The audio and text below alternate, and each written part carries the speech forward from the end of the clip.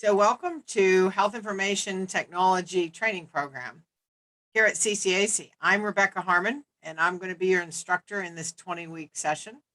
And hopefully by the end of that 20 weeks, you all are going to have new knowledge and new skills. In fact, I know that you will.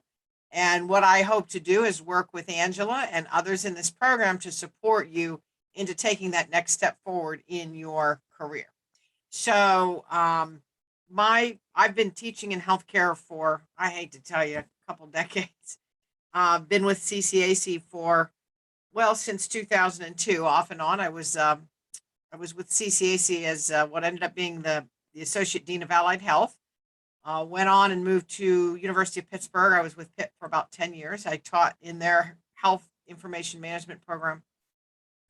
And I've done a few other things here and there. I'm a veteran. I was in the United States Navy. I served on active duty for 6 years. I was a hospital corpsman. So really started out my career in healthcare at a very entry level. So my heart really, I think, still is in that entry level strata because, oh, good, here comes somebody else.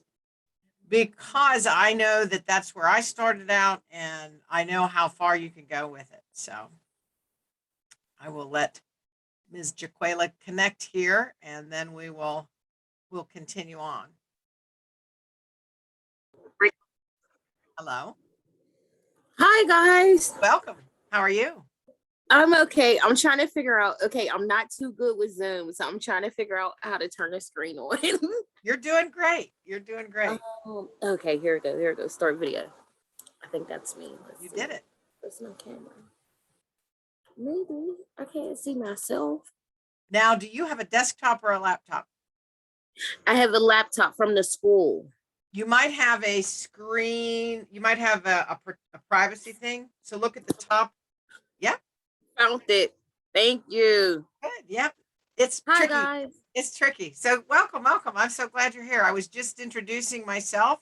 I'm Rebecca and saying that I'm really looking forward to working with y'all for the next 20 weeks and it's going to be fun. We're going to have fun. It's not going to be high pressure. It's going to be really like almost like a book club.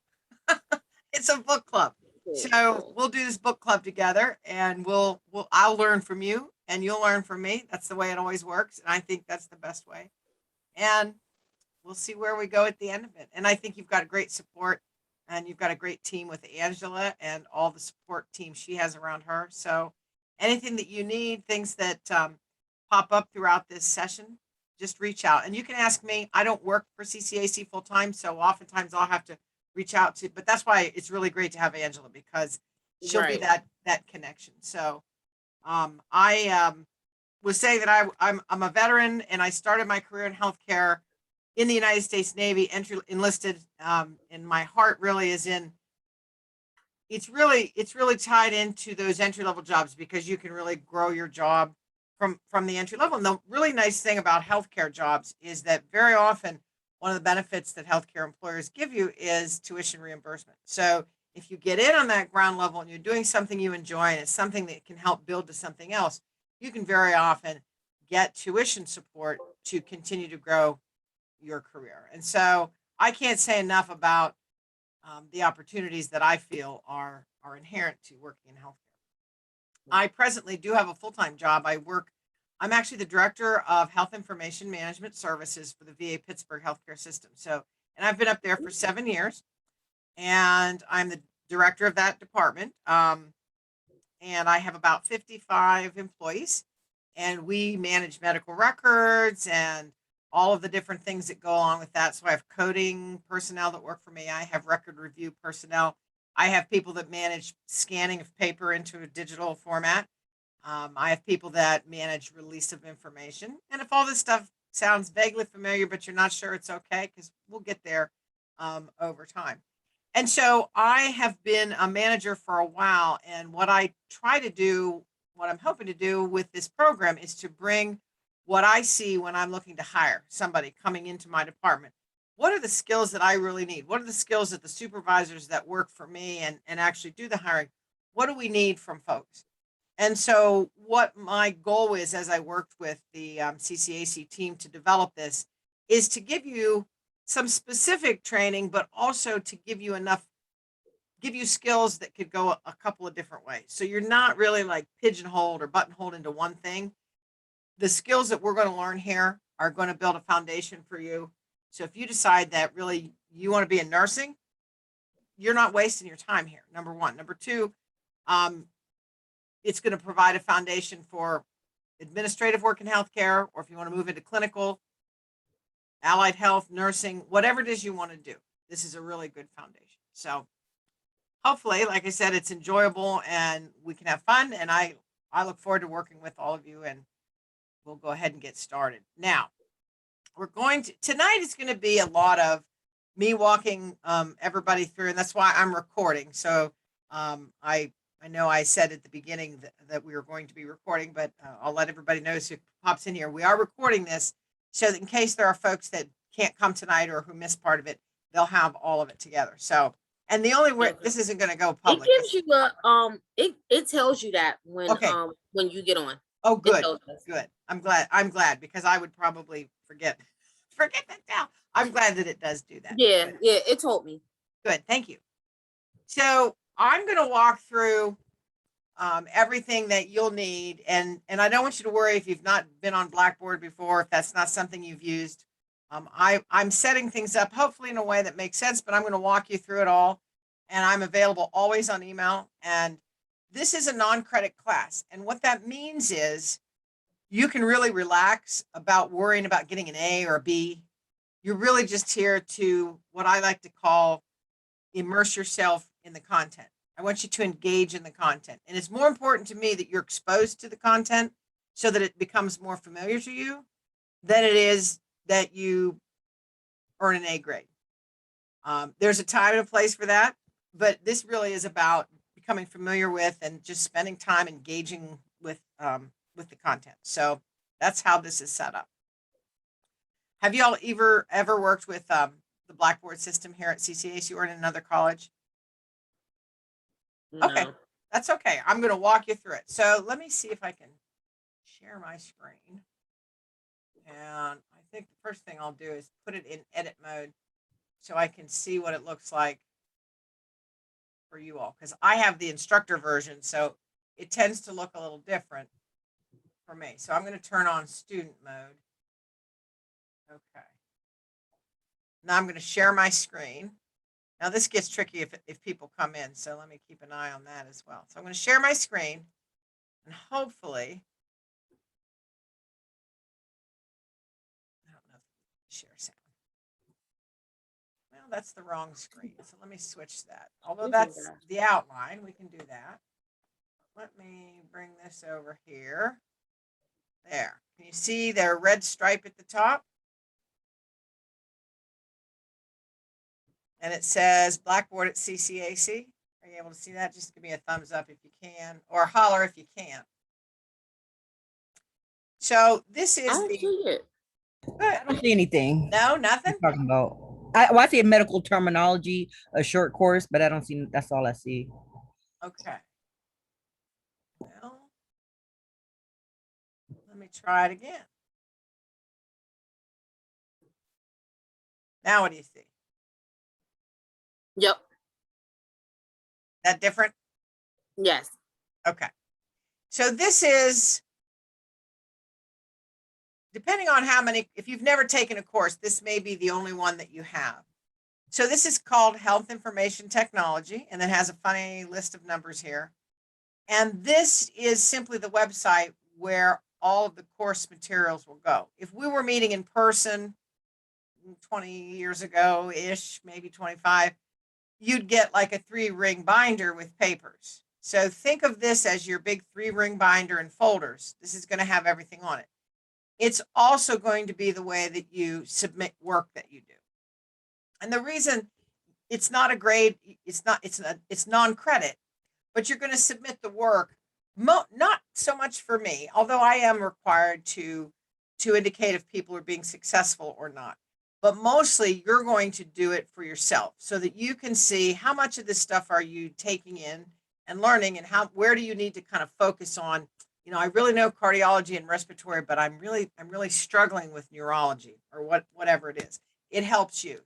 And so most of what you'll deal with is going to be in a link called course modules. And if you look here in this left-hand pane, it says announcements, course overview, and course modules. So I'm going to click on course modules. And what you should see is nothing but one folder. And this is the folder icon here that says medical terminology. And you'll notice, like, if you're on Google surfing, or if you're on a social media, it's underlined. And if you hover over it, it turns to the pointing hand. And you click on that, it's a link, and it takes you inside of that folder. And inside of that folder, you're going to see a lot of the things that you need. And I'm going to walk you through each of those now, so that you're not, by the time you get your Blackboard login, which if you don't have it tonight, I'll email Angela and copy all of you and make sure that she is working with you to get that. You don't need it tonight for class. So at the very top is the syllabus. And if you click there, it's a PDF file, and hopefully you can see that now. It says CCAC course outline. And this is really just kind of the paperwork behind it. Describes the class, talks about when it meets. So we're going to meet every Monday from 6 to 9. Actually, we'll meet from about 6 to 7:30, take about a 15-minute break, get up, stretch, and then we'll come back and we'll work again about 7:45 till 9. On Thursdays of each week, you're going to have that Blackboard access, because on Thursdays, sometime Wednesday evening or Thursday, you're going to log in and you'll get part 2 of the week's work posted online. So it's Mondays we're together in class, and then Thursdays, late Wednesday or Thursdays, you're going to get online supplemental. I don't think there's anything else here. There's the library if you need to call them. There's their number. When we get further along in this, certainly career and job placement. Severe weather shouldn't be an issue for us. Might be in the winter, but mostly what you need is my email, which you should have. If something comes up, just let me know. So I'm gonna close this and go back, hopefully. So that's the syllabus, and it's always there. That's kind of nice, different than a paper syllabus, because you don't have to worry about, did I lose it? And where is it? So it's always going to be there at the top of this. I'm going to go to the assignments folder in a minute, but the Zoom meeting information will be the same throughout this whole program. So when we move on to Microsoft Excel, same link. So it's just going to stay here. I'll copy this link into the folder.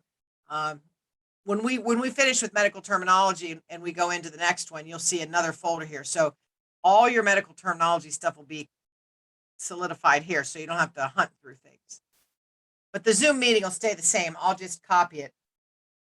Excuse me, when I talk a lot, I start to yawn. I'll just copy that link. But just so you know, I don't want you to panic. It's just going to be the same Zoom meeting throughout our time together.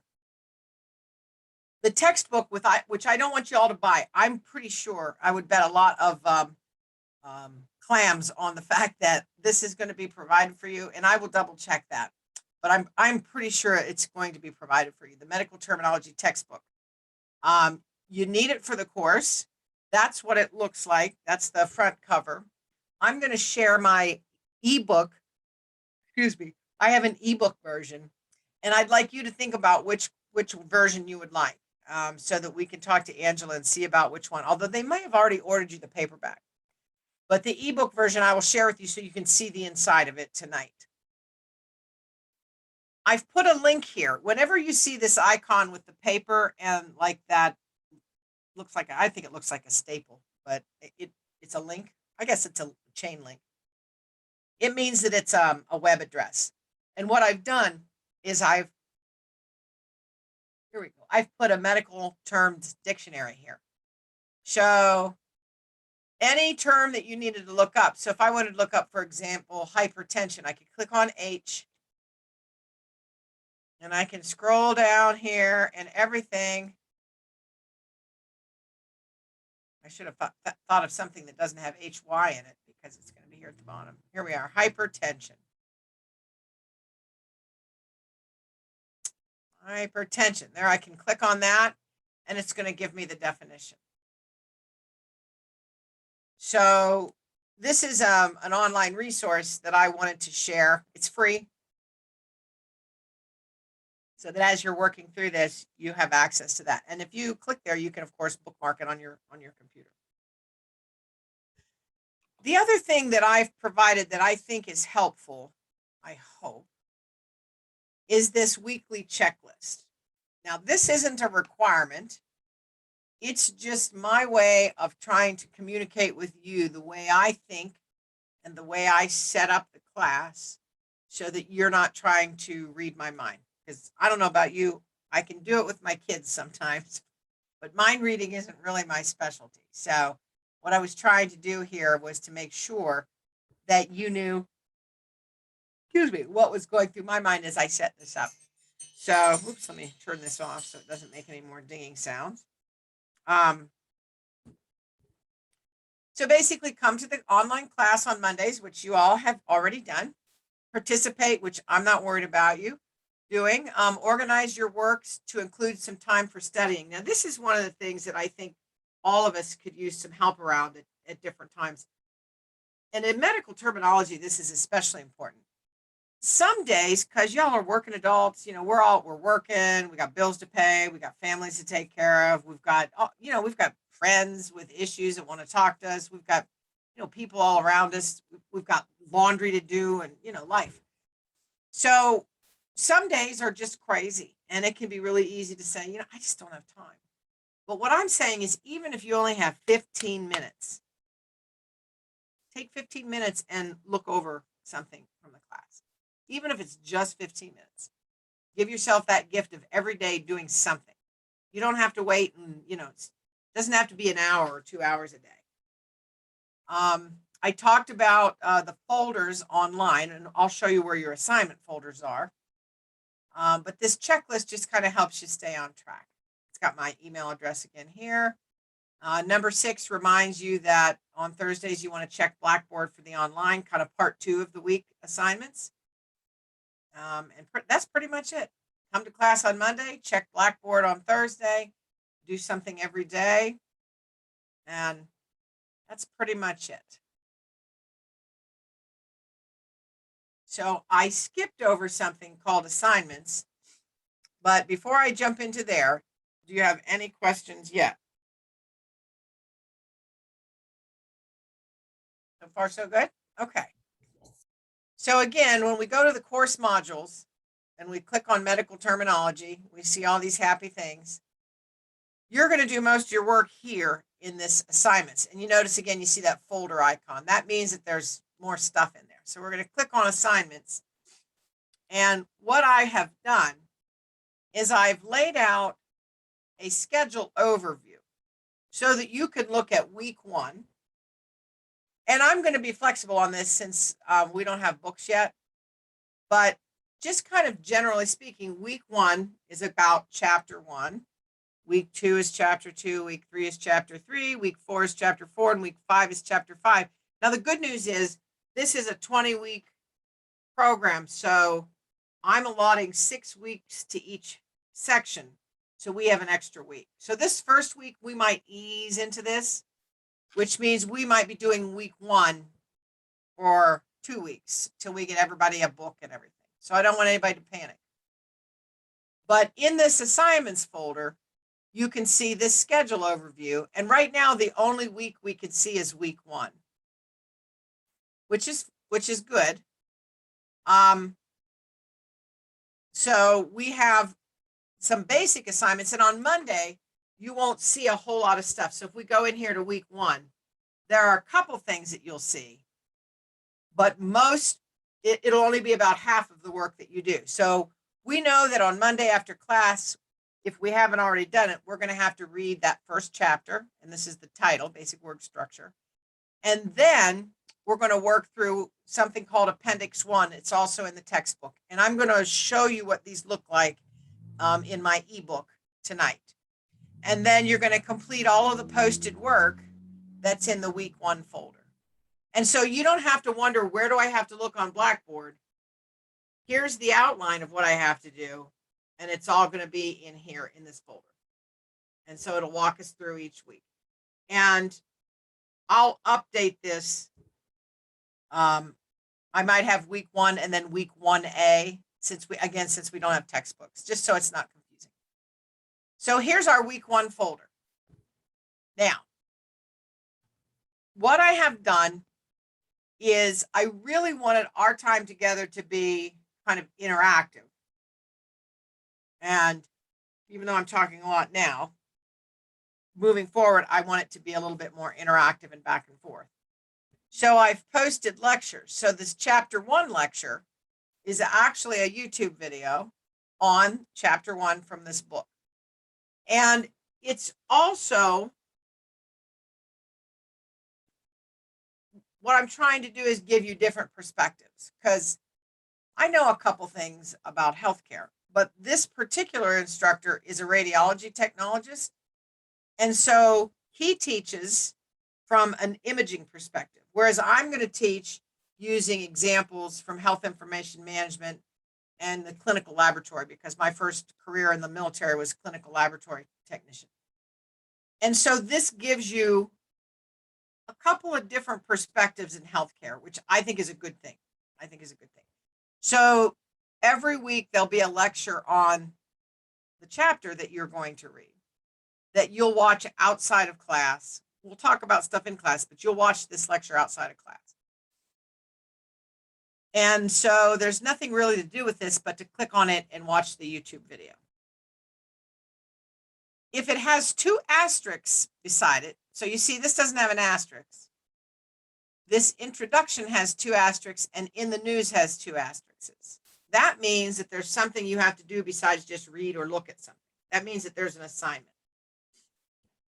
That's also, I believe, mentioned in the, double check the waiting room here. That's also mentioned in the weekly checklist, if you forget.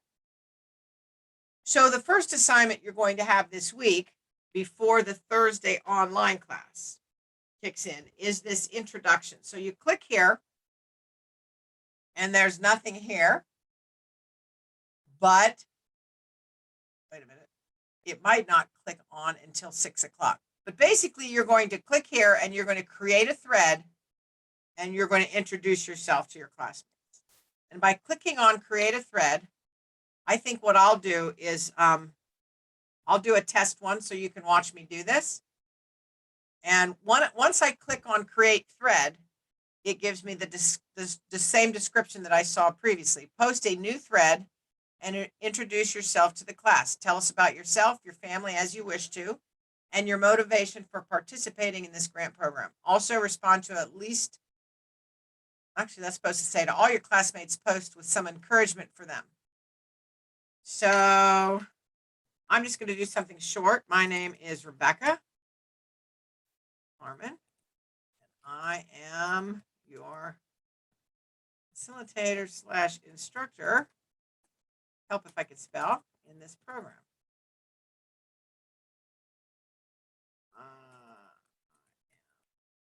Mom, kids, grandma, 4 grandkids. Lord have mercy, I don't know when I got that old. Ranging in age from 4 months, my son and his wife just had one, to 15, almost driving. I also have 2 black cats, which are now my children. So I'm the crazy cat lady. It happens. I have worked in healthcare since before I graduated from high school. That's the truth. In high school, I actually left McDonald's because I couldn't stand asking people if they wanted fries with that, and I went to work in a nursing home. So I'm just showing you how to do this. I mean, this is all. I look forward to hearing from you all and learning with you in this program. All right, so once I've typed what I want to type, scroll down here. Now, if you want to browse, you could attach a picture. You don't have to. If you wanted to, you could. Maybe you won an award at work, or you're really proud of an achievement. Maybe you ran a marathon and won. Anything like that you want to share, you can browse local files and attach. I won't scare you with grandchild pictures. But anyway, when I'm done, I'm just going to click the button that says submit. And now you can see that I have published one post. So for you to do it, again, you're going to, just going to walk you through one more time, in the medical terminology folder, in the assignment subfolder, in week 1, and you can't break this. Once you get access to this, you can't break it. So click around, move around, click on introduction. And then when you're ready, you're going to click on create thread, and you're going to do what I just did. How do we comment on our classmates? Good question. So let's see. When I click on Rebecca's post, I can click down here and says reply. So it'll say introduction, and I'm going to say, and it opens up so I can read the post here. This is, I'm going to say, to reply to a post, click on its title, and then choose reply. Type your response. And then just like the other one, you hit submit.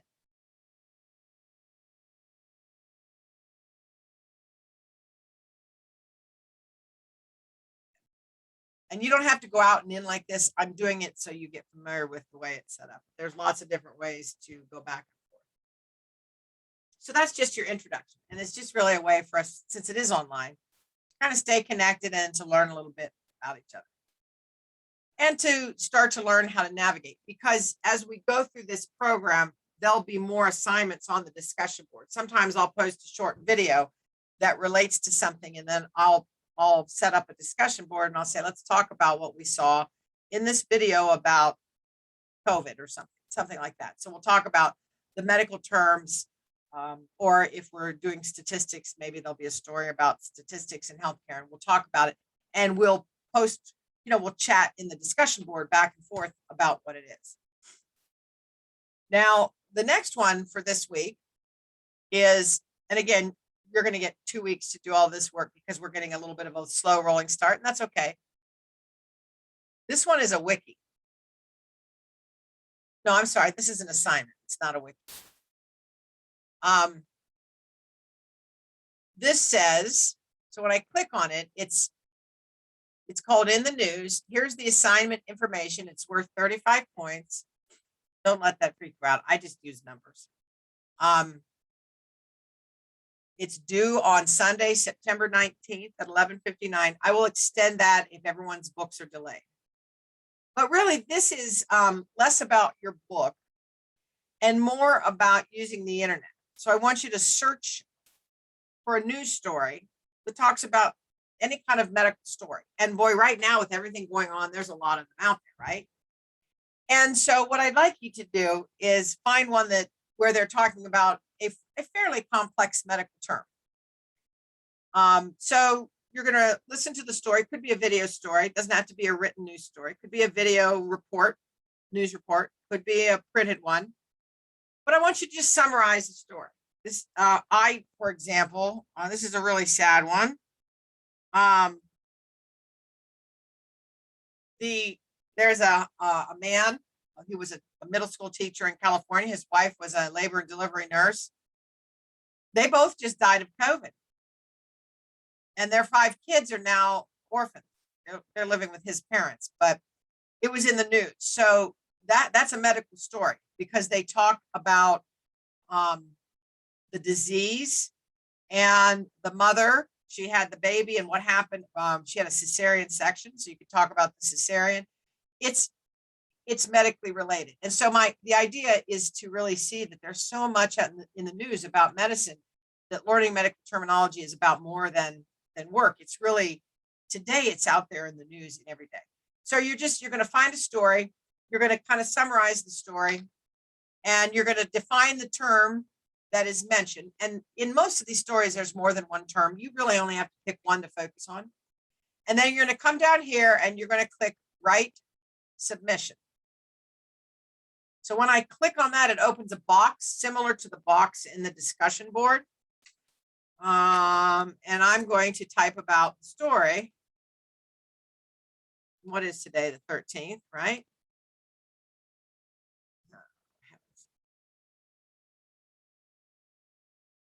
I read about a couple in California who died, leaving 5 children alone. They are now living with their grandparents. I'm not going to do my whole assignment here.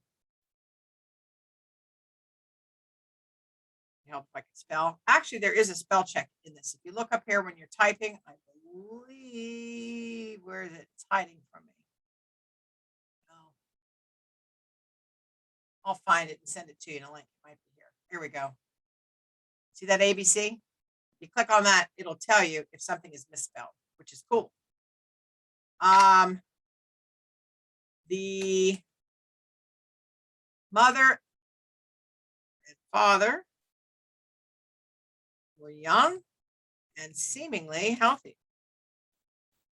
Mother had just 3 weeks ago delivered, I'm going to leave that funny so you can see, a healthy baby by, I don't know if I can spell this, cesarean section. Neither of the parents were vaccinated for COVID. Now their children will.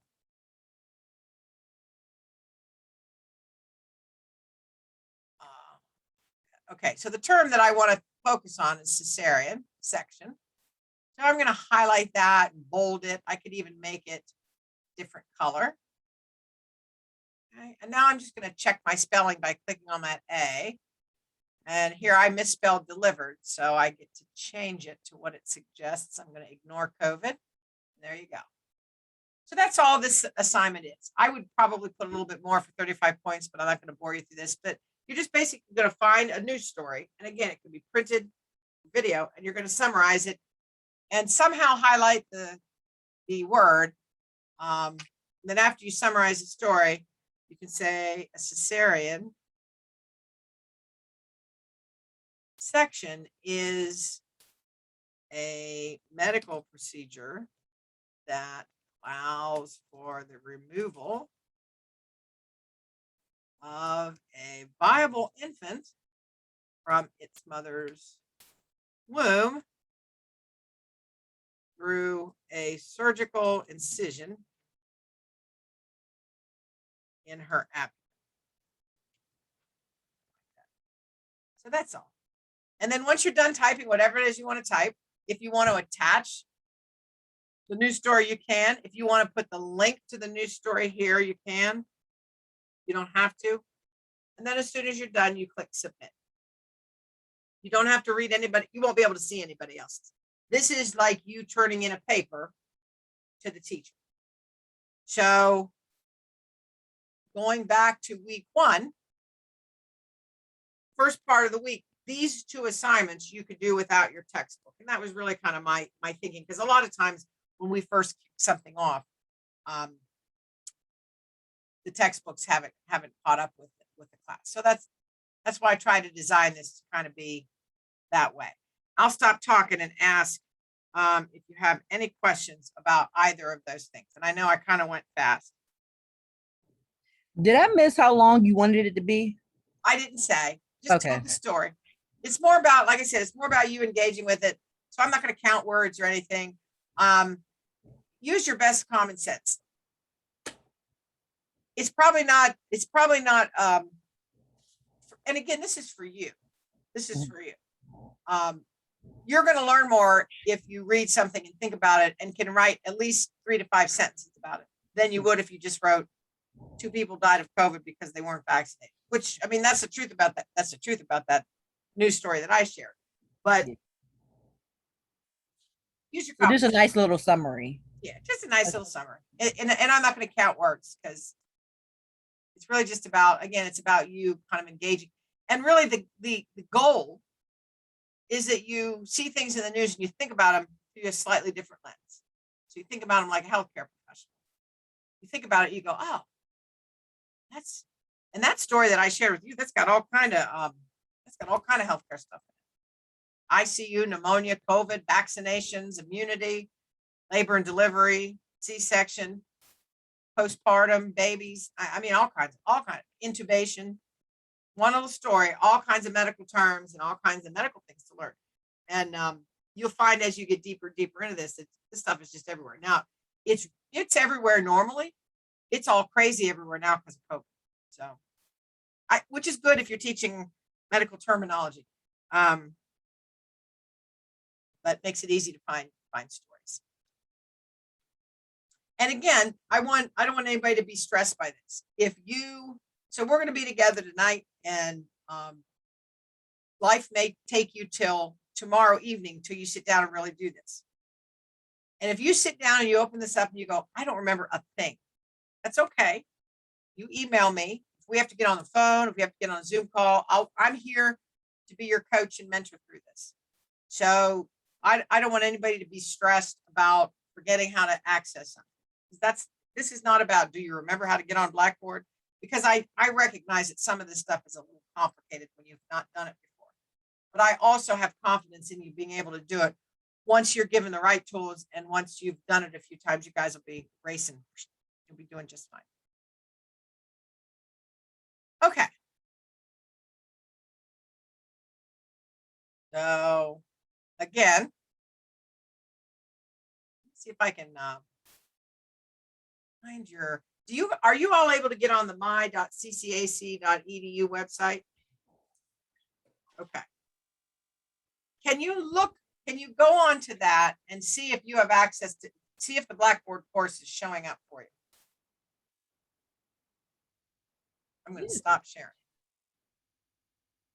Just a moment. Check. How will we know? Well, let me look here. Yeah, how will we know? I'm going to share.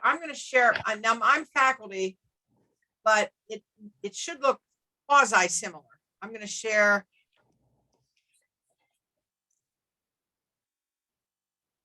No, it's the wrong one. Sorry, let me see if this will let me.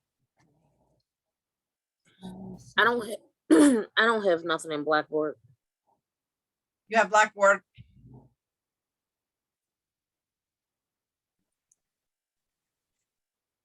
I have to pull this screen over here. For some reason, it only wants to stop share. I know I don't have a username and password. Okay, I should be able to. Oh no, I do see it. Oh, Do you see it? Okay. I think I'm here. I think I'm where I need to be. Okay, so like I have way too many of these down here, but like on this my.ccac.edu, you should be able to go right there, and then you could get your academic email. You'll have academic email assigned to you as a registered student, and then you should be able to click right here and go into your Blackboard. And it should look like this health information technology XGC 0963201. And I'm going to go into that and send you your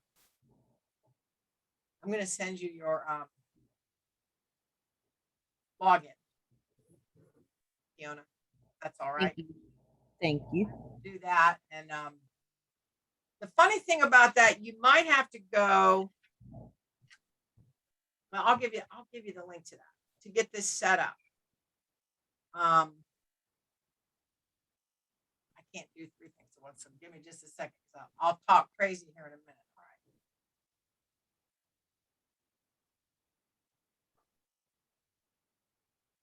So I'm going to send. Can you see chat if I send you something in a chat? You find it? Yes. All right. I'm going to send you your student ID. It also should be on your registration. Well, that's supposed to get. I didn't get no emails or nothing. Okay. So I sent you that student ID. And Okay. Come in. Jaquela, you're in, right? You're good. You found my Yes. CCAC. You found Blackboard. Yes. Okay. So I want to say it's netid.ccac.edu.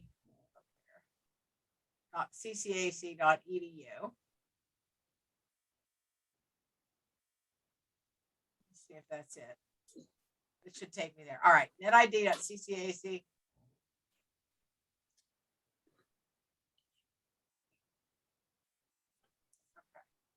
I'm going to put the link in the chat for both of you. If you don't have a login, although I think if you're there, Jaquela, you're in. But Kiona, you'll have to go to this netid.ccac.edu. Yes, ma'am. I'm doing that now. You should have registered. You should be able to click next and walk through using that ID number and set yourself up. Now, if you can. It's letting me do it. Is it good? Good. And once you do that, you're in my roster, so you should be able to see the Blackboard side. So go ahead and do that.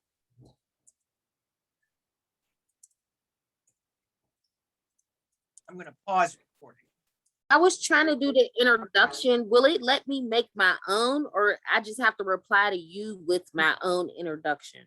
You can create a thread. If you click on the introduction and you see the button, it should be at the top left. It says create thread.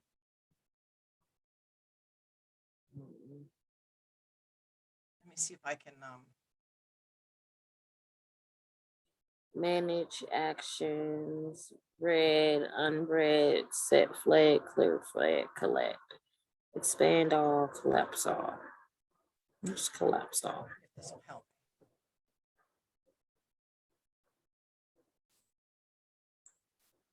Oh, here it goes. Create thread. Found it. Did it allow you? Did you find create thread? Good. Yes, ma'am. And then you give it a title. And usually, it doesn't really matter what the title is. We have a small class, so there's a lot of flexibility. But that everybody creates their own initial post, and then you respond to others. And that's when you would hit the reply. And this is a good practice one because, like I said, sometimes I'll post a link to a story, or sometimes things will come out in the news, or I'll find a really interesting article on something in healthcare, and I'll post it and I'll say, read the article or listen to the video, and give your opinion. What do you think? What did you find interesting, or how does Say that again? I said the discussion board is something we'll use throughout our 20 weeks together. So this one's a really low pressure because you don't have to really report on anything. You're just you're just introducing yourself. So whatever you want to do with that, it makes it a little easier to kind of get familiar with the software before you have to, read something and summarize it.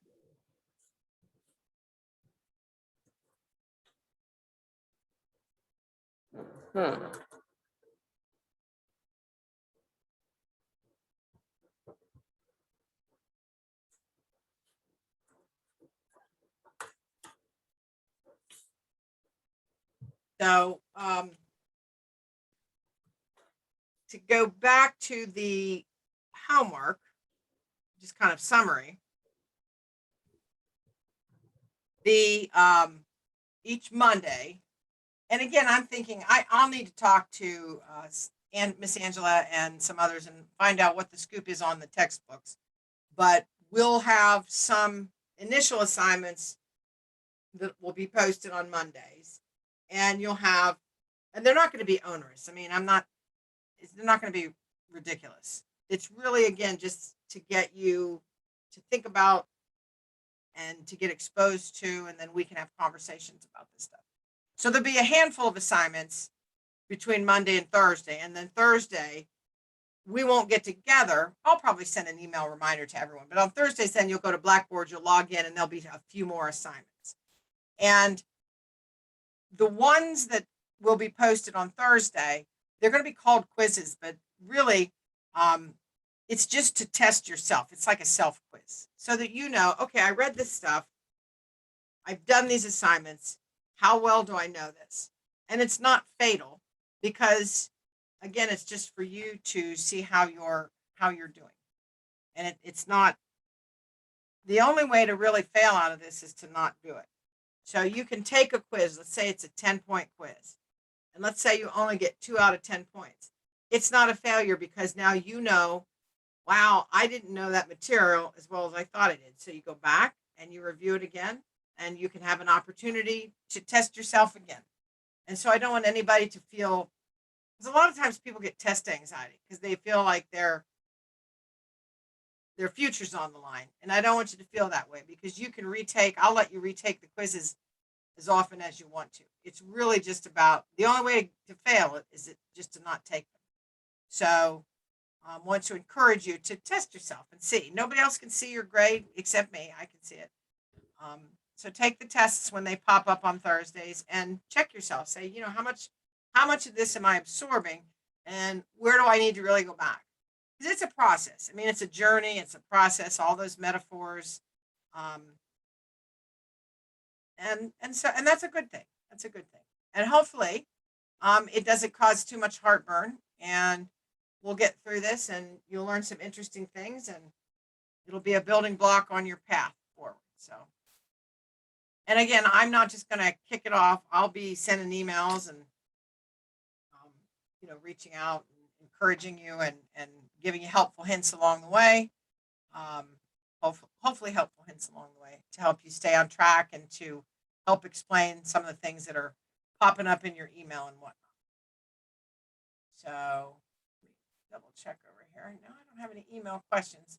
I was hoping that our full class would come tonight, but maybe we'll get everybody next week. So, and I'm sure I'll get at least a couple emails later tonight or tomorrow.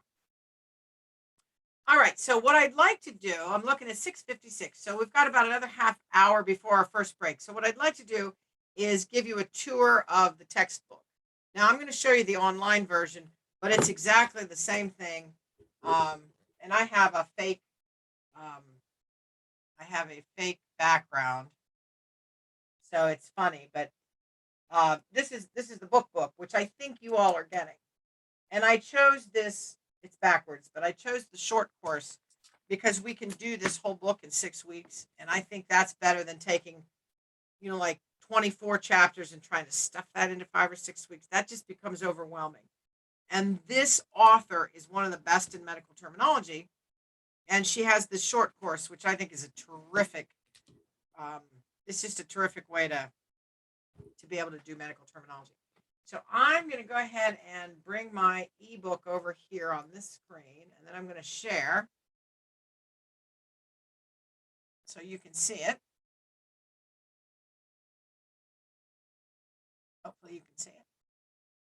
So this is the front of the book. It's way too big, but medical terminology, a short course, looks just like the one that I shared with you. The table of contents is over here. So I can skip over all of that stuff in the front. Dedications, acknowledgments, who reviewed it. I can go to the table of contents. And I talked about chapter 1 being this week or the first week, might be the first 2 weeks. Chapter 2 is the next week. Chapter 3, following week. So we've got 5 weeks of chapters. But each week we're also going to look at the body systems. We're going to look at the body systems.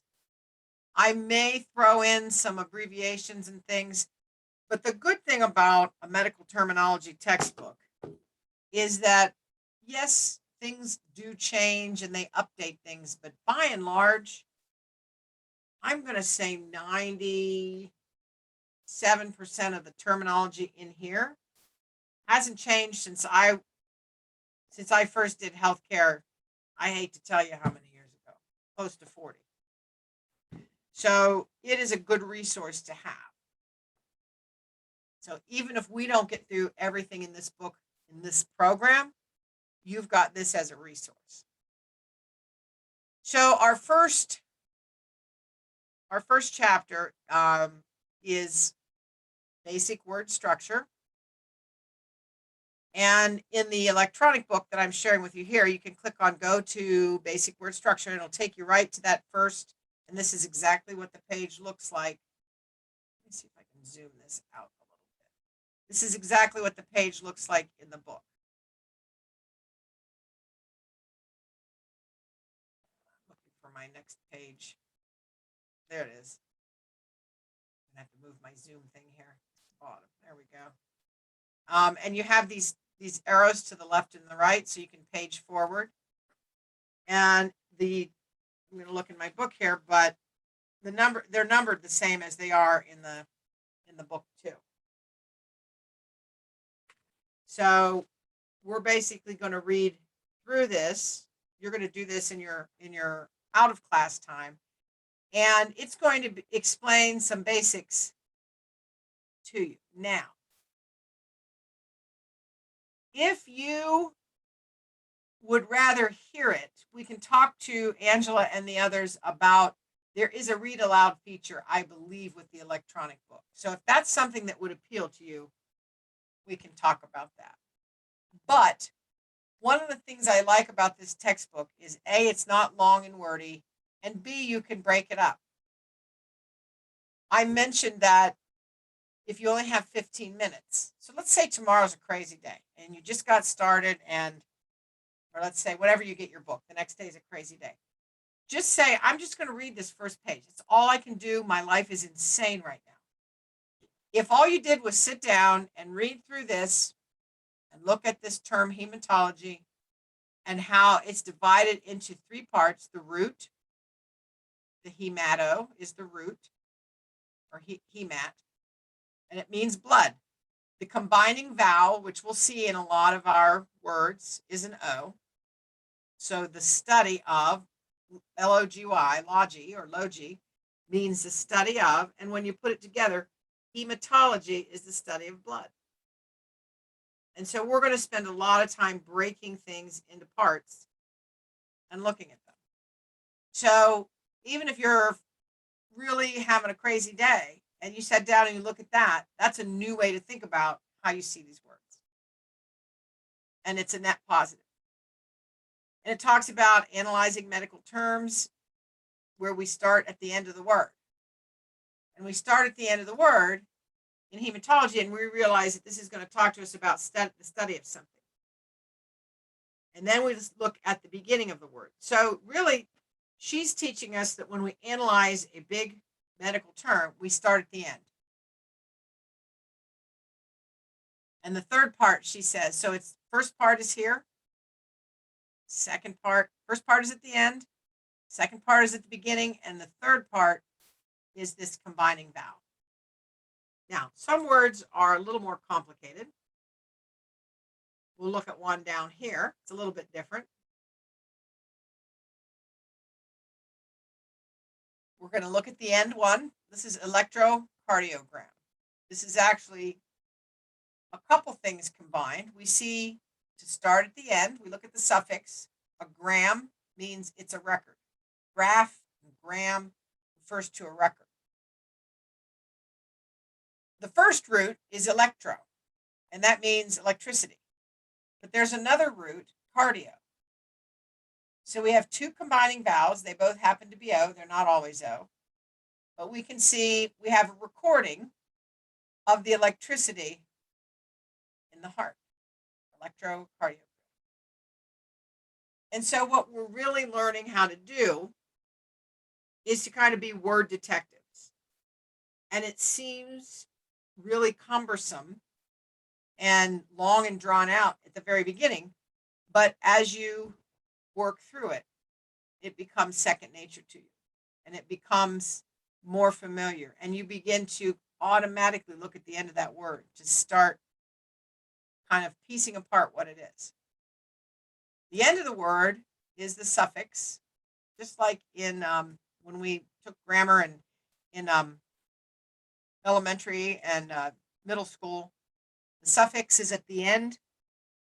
The prefix is at the beginning. Neither of these have a prefix. This is the root.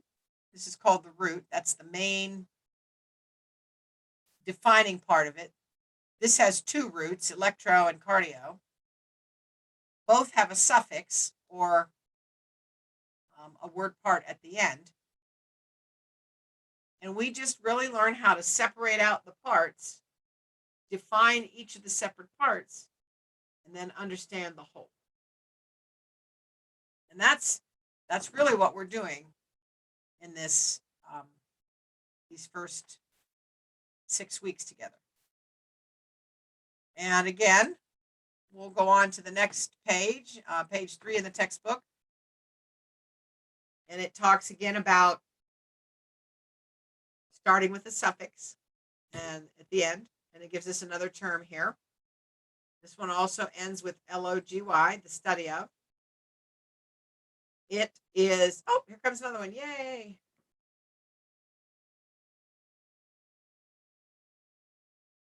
Welcome, welcome.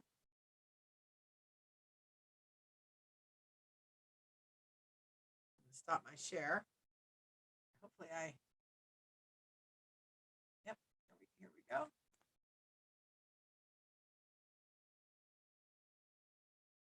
Sometimes our computer systems give us a little bit of a hassle in joining.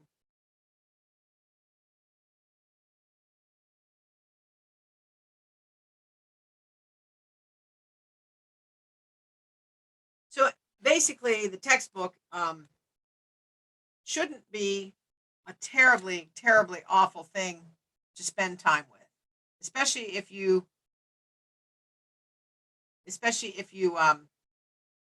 give yourself time to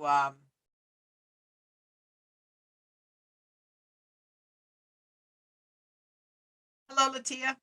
It looks like you're here twice, but you may be here on phone and here in computer as well. Sometimes folks have to do that. Sometimes I have to do that. And if you're talking, I can't hear you.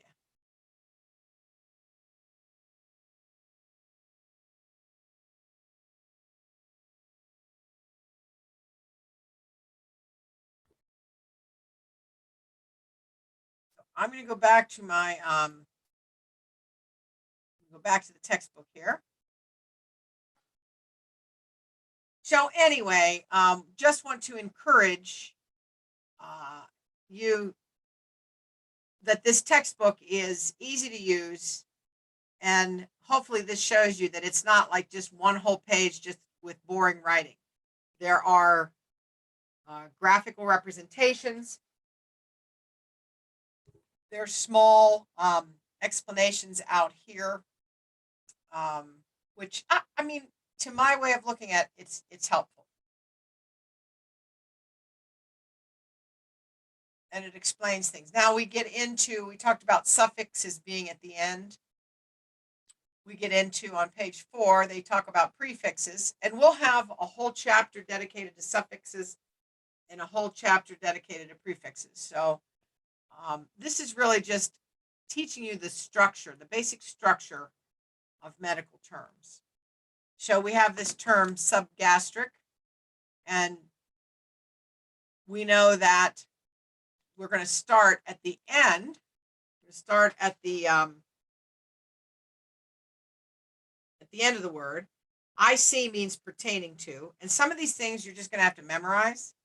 Other things will become easier as you go along. So don't be hard on yourself. But we start with sub, and we know that like a submarine goes below the sea. So sub in a medical term means under or below. So subgastric, we know that gastro means stomach. Subgastric means pertaining to that area below the stomach. And again, you have some short paragraphs, but you have broken out graphics and explanations, which help. I think, in my opinion anyway, because I'm more of an audiobook listener. I do read, but lately I think my attention span has shortened, and I do much better with short and to the point. So in my opinion, this this book is laid out in a way that's helpful. And then you'll see at the bottom, it does, so we've only done page 2, 3, and 4, and it's going to help us review. Let's review the important word parts. The root gives the essential meaning. The suffix is the word ending. The prefix is a small part that's added to the beginning, like the subgastric. That sub is the prefix. The combining vowel connects the root to the suffixes, and the combining form we didn't really talk about tonight, but it is explained in the text. Now, so that's the textbook. There's going to be reading every week, but I'm going to supplement the reading with the lecture, as I talked about before, where he goes through all of the stuff in each chapter. But I also talked about the appendix. And before we go much further, and I'm going to walk you through the appendix, does anybody have a question? And I realize without having the book in front of you, you're probably going to have questions when you get the book, and that's fine. We can go back over that. But any general questions right now? All right. And I will talk to, if you have a preference of an ebook that you'd read on a computer or a handheld versus a paper book, shoot me an email and let me know. I'm pretty sure they ordered you regular textbook. And you may be able to access the ebook if you've got the textbook. I'll look into that with the publisher. That'd be nice to have both options. So, Miss Jackson, are you able to hear us? I hope. I cannot hear you.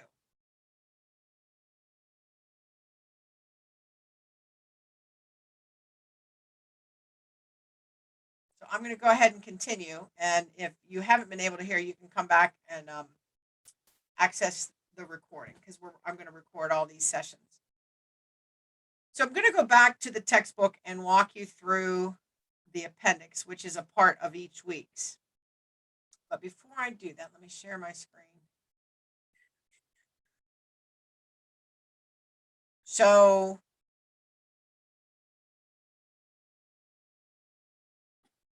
in the medical terminology assignments folder, I told you that I'd give you a scheduled overview. And so for this first week, we're going to read chapter 1. And we're going to also work through these sections in the appendix: cardiovascular system and the respiratory system. So you don't ever have to guess what that is. It's going to be there. Now let me share my screen and we'll look at the appendix in the textbook. Hopefully we're seeing where we left off in the textbook. Let me go back to my table of contents here. I'm going to go to Appendix 1, which is the body systems. And these are the areas. These are not graded work. So the cardiovascular system is the first one that we'll do. And I'm going to click on Go to Cardiovascular System. And so this is really just your self-guided coach on this stuff. So you can look at pictures of circulation. So here we've got the circulation of blood, the anatomy. So these are the capillaries that exist in our lungs. And the way that blood circulates is oxygenated blood. Well, let's see where this one starts. This starts in the capillaries. So we start with blood that has been depleted of oxygen. So maybe we've run upstairs. Maybe we've jumped up to grab a toddler that was falling, but we've used all this oxygen. We're kind of out of breath. And so our blood travels from our tissues into capillaries and then into venules, which are small veins, and then into our large veins. And they end up in our right atrium. That's that top chamber of our heart on the right. And then what is often called is that lub dub, bump, bump, bump, bump. bump, bump, that rhythm of our heart, the deoxygenated blood, which is represented here in blue from the right atrium, gets pushed down into the right ventricle. The heart is a big muscle, and each side works separately, which is why your heartbeat has two parts to it. And so the right atrium, the valve between the right atrium and ventricle opens, and that unoxygenated blood goes in the right ventricle. When that right ventricle pumps, that blood goes up to the lungs. And in the lungs, it separates into capillaries, pulmonary capillaries, and you see that the blue deoxygenated blood in the lungs picks up oxygen once again, and then it comes back to our heart into the left atrium. Our heart moves, it goes into the left ventricle, and boom, when the heart, each heartbeat, that left ventricle, that's really the powerhouse of keeping us all alive. That's what pumps oxygenated blood up out of this left ventricle into the aorta, comes up out of the heart and arches and around, comes down. So this is our chest here. This is our abdomen area. And this isn't to scale.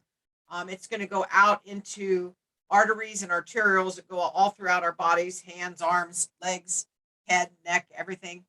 But it's this flow of deoxygenated blood to the heart, then to the lungs, back to the heart, and then throughout the body. And so it shows you this description, and then it walks you through. And I think it's nicely depicted in the diagram, so that you can really spend some time with it. So you're going to work through the cardiovascular system, and then you get to the back. Now this is after you've read the first chapter, which is about the basic word forms. But if you look for the meanings, and this is kind of neat. The mini dictionary is on page 349. If you have the actual book, it's in here on the same page. It's a mini dictionary. But I also, for those of you who were here earlier, there is a link to, wait a minute, I have one more person coming in. Yay. There's a link to that online medical term. But I believe on this page here, everything here is talked about. So chapter 1 talks about the basic word structure. You can come here and to start to put together some of these words. This is not work that I'm going to grade. This is work for you to kind of do on your own to test yourself. Am I seeing this? Am I understanding this? Is this making sense? So this is homework for you to do to help you learn about cardiology.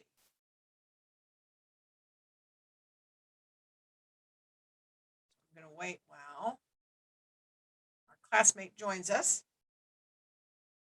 Hello, hello. Welcome and welcome.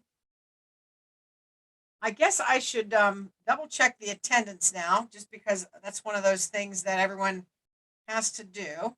I know who at least 2 of you are, which is helpful. Let me just go back to assignments here.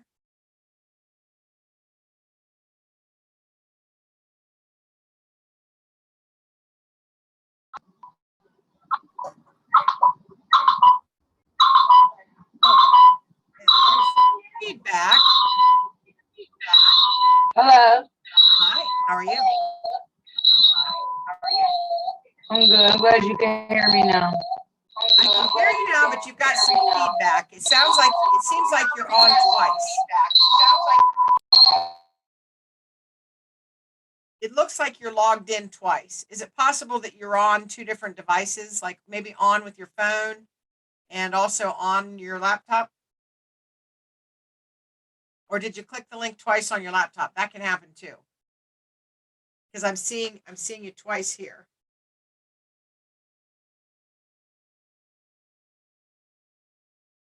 So I'm thinking that feedback will go away if you're able to disconnect from one of those logins.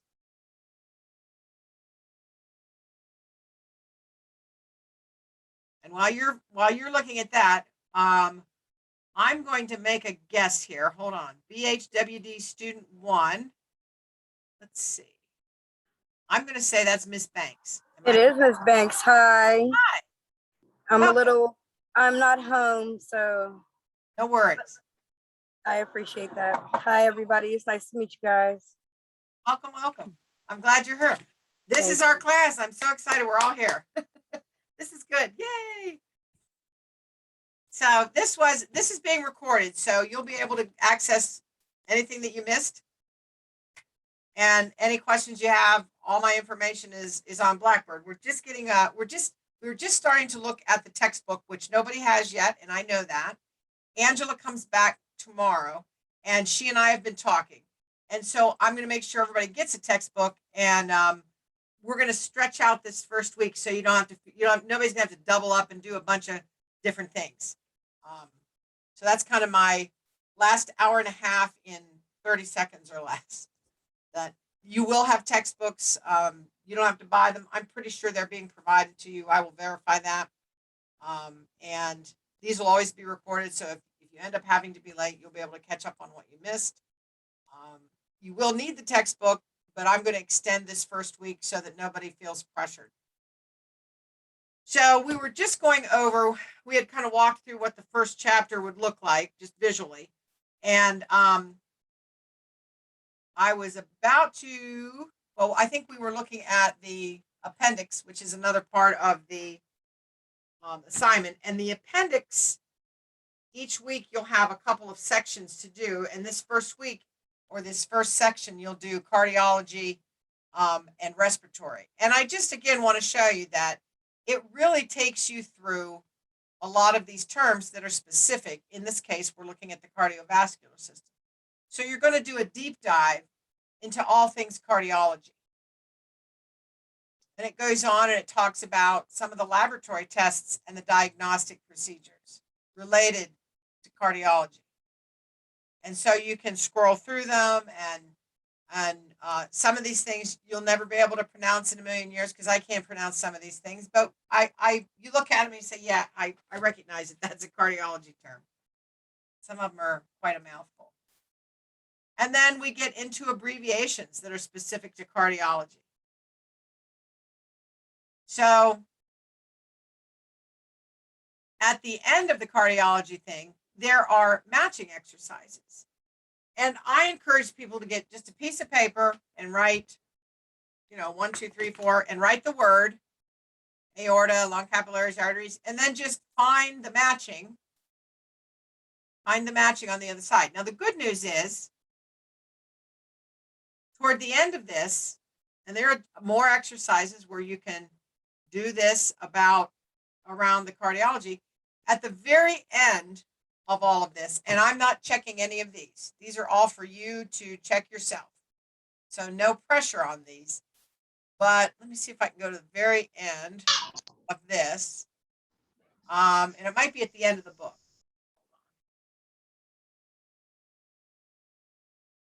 There is actually an answer key. So let me go back here.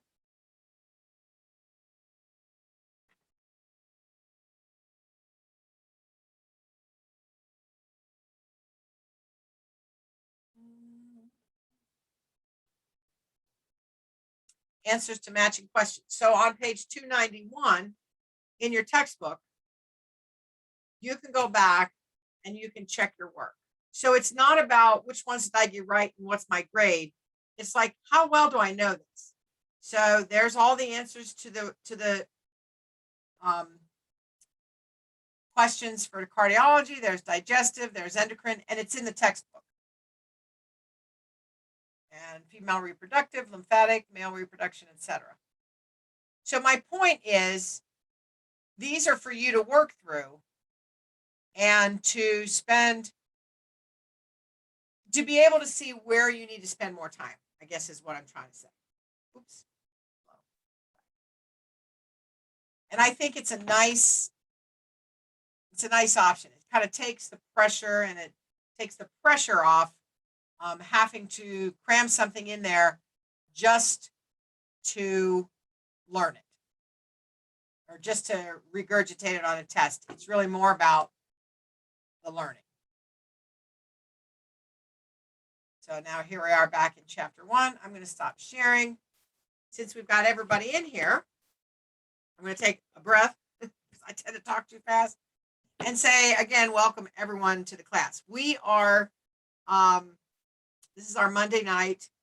We may get a little bit of a slow start this week because the textbook is getting to you all, and that's all right. We actually have 20 weeks, 3 separate courses: medical terminology, Microsoft Excel, and healthcare statistics. So I have a little bit of time. This is a 5-chapter textbook. We have at least 6 weeks, so there won't be a crush. You're not going to be, just swamped. I've gone over how to log into and use Blackboard. If you don't have a Blackboard login, let me know and I'll get you your student ID so that you can set up your login. Now, Kiana, were you able to do that with the links I gave you? Okay, so I know that I'm giving good information and that will work. So if you don't have the ability to get to your my.ccac.edu site where your Blackboard course should be there on that front page, let me know and I will send you a private message with your student ID and then a link so that you can set up your login and password. Okay, yeah, I'm sorry to interrupt, but I'm actually going to be meeting Angie tomorrow to get a laptop. So Okay. I don't have any of that information. And I apologize. I thought the class started at 7. I got this 5 and a 7-year-old running around. So I know it starts at 6. I apologize again. And I'll be meeting up with Angie on Wednesday, per se, No the worries. 16th. No need to Okay. apologize. You're Okay. juggling kids and work and everything. It's all good. And this, like I said, this is recorded, so you'll be able to go back and once you get your access, Angie will get you hooked up. And once you get your access, you can go back and view this recording, and you'll be good to go. Thank you. No worries. All right. So All right.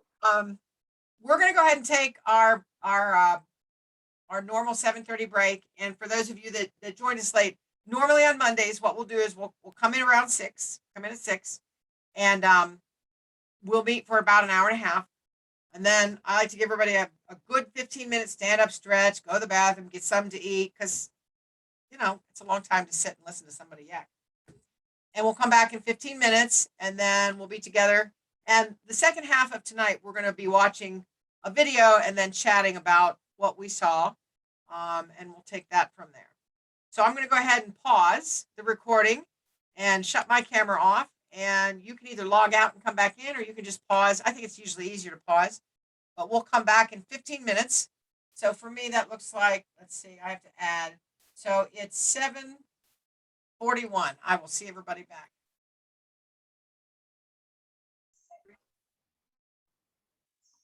So what we're going to do is we're going to watch a couple short videos here. These are specific to word parts and medical terms. So we're going to watch these. I think they're spelled out nicely. And before we do this, I'm just going to share with you kind of my thinking about the teaching and learning process. I think that you can learn a certain amount if for the next 20 weeks I talk to you for 3 hours, but you're not going to learn as much that way as you will if we have a very diverse set of people sharing concepts. And so we will talk. You'll write and submit things. I'll share from my perspective, but I'm also going to share other people teaching it, because sometimes you'll have somebody say something. I may explain it one way and somebody go, yeah, I get that. That makes perfect sense. But somebody else would be like, I have no idea what she's saying. But yet the same content can be presented by a different person who just comes at it from a slightly different perspective. Now, again, it's the same content, but sometimes we just hear things better from different people. And so I'm going to try to mix up how you interact with the content so that you have the maximum opportunity to really just kind of absorb this material. So instead of me talking you through these slides, we're going to listen to this video. And so I'm at 7:42. So we're going to watch one short video. It's about 14 minutes. And then we'll chat about it. Then we'll watch the second one. They will be linked in Blackboard if you want to go back to them. You don't have to do anything with them, but they're there as a resource. And then at the end of class, we're just going to chat a little bit. I want to hear about what your goals are for completing this program. And I'll answer any questions that you might have thought of in our time together tonight. And we'll call that be calling that an evening. So, all right, I'm going to go ahead and cue up this video. Share my screen. And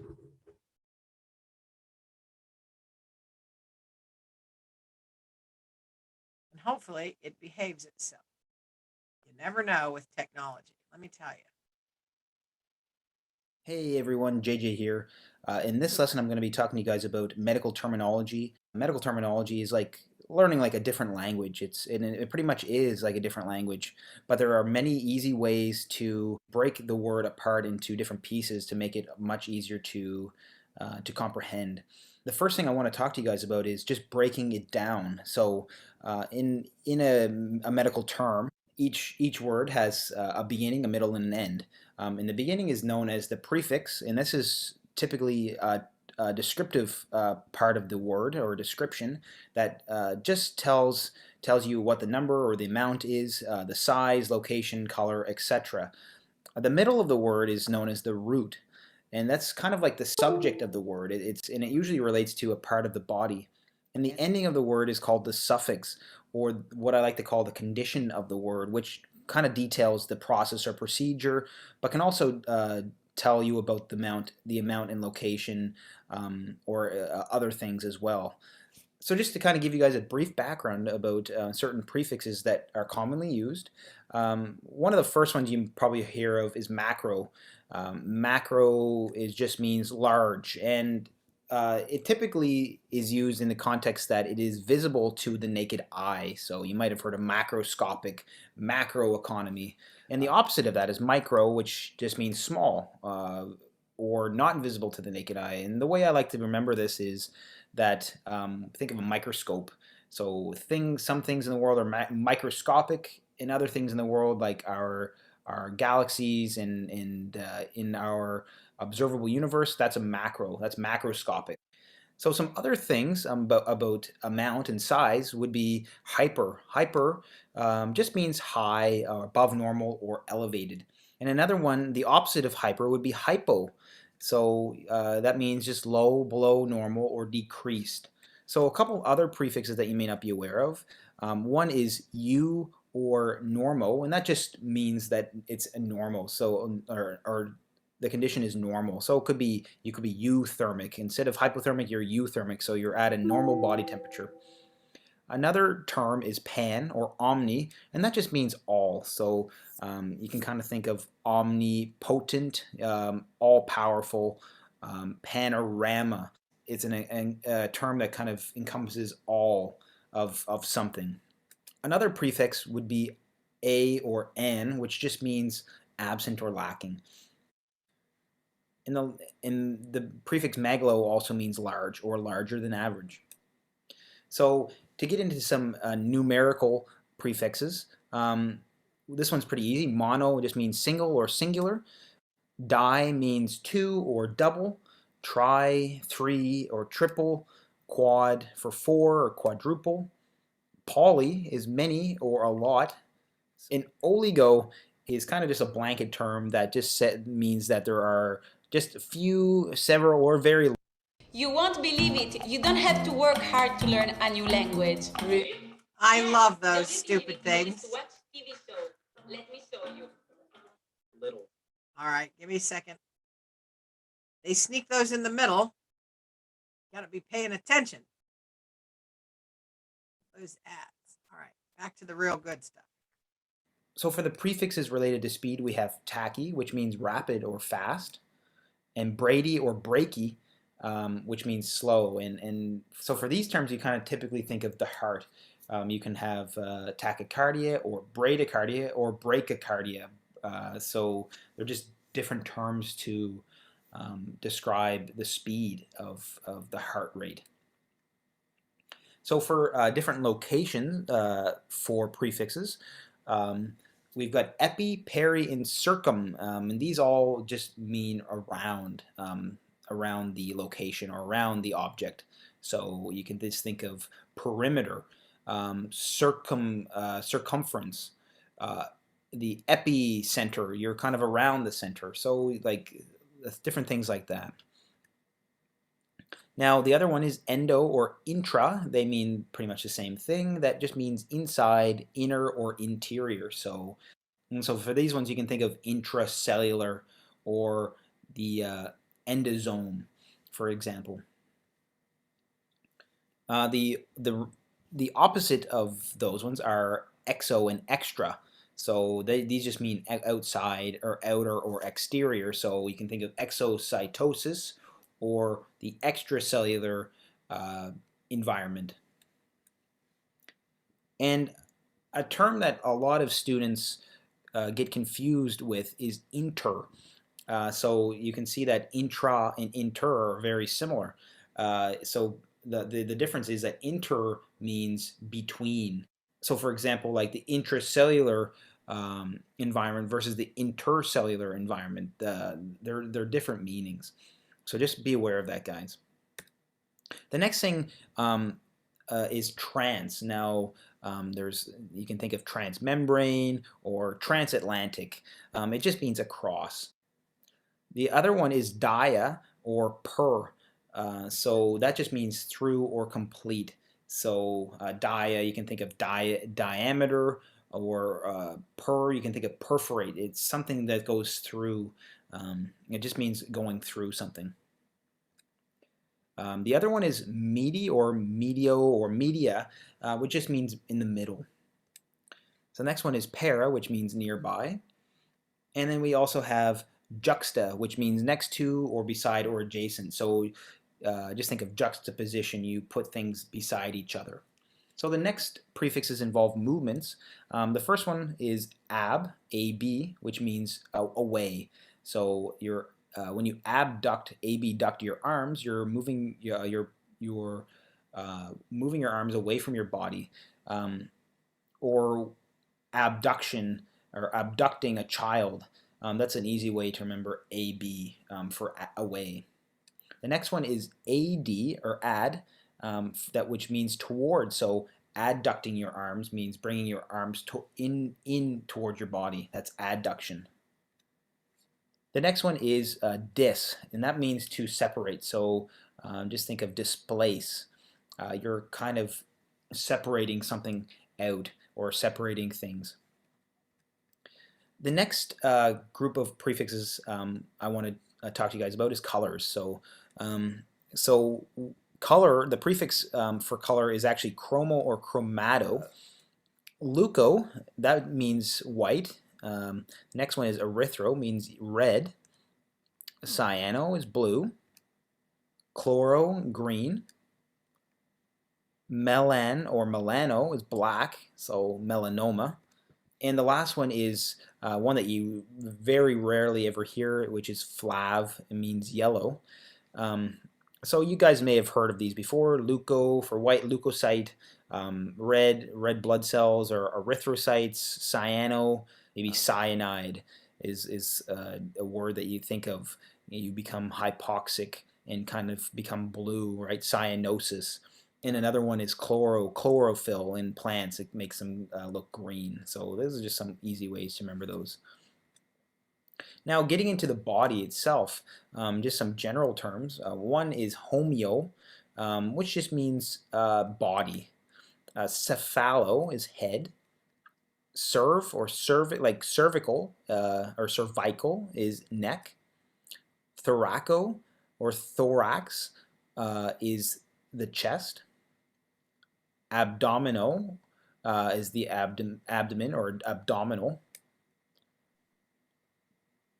Pelvo or pelva is just pelvic, is just related to your pelvis. The periton is just related to the peritoneum, so the lining within your abdomen.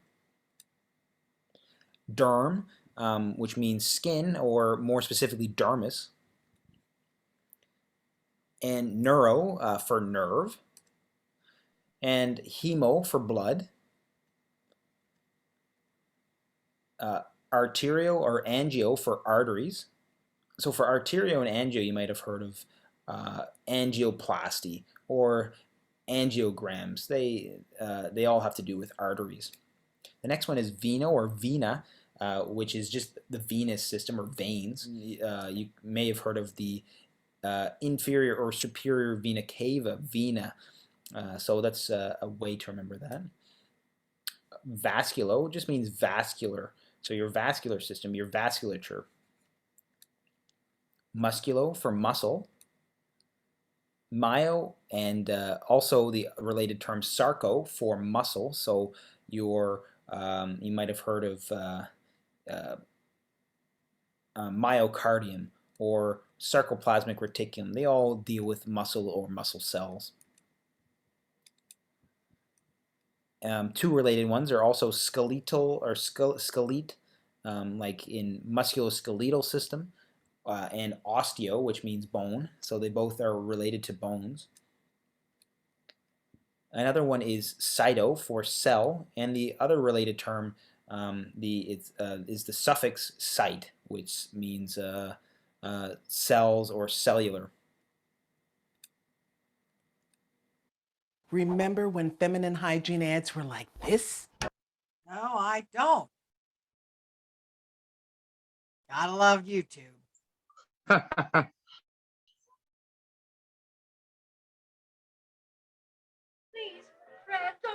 Look down like what happened? All right. Sneak those in there.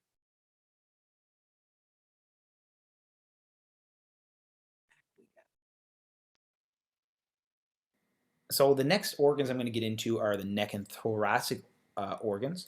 So starting with your thyroid, which this thyro is the prefix for that one.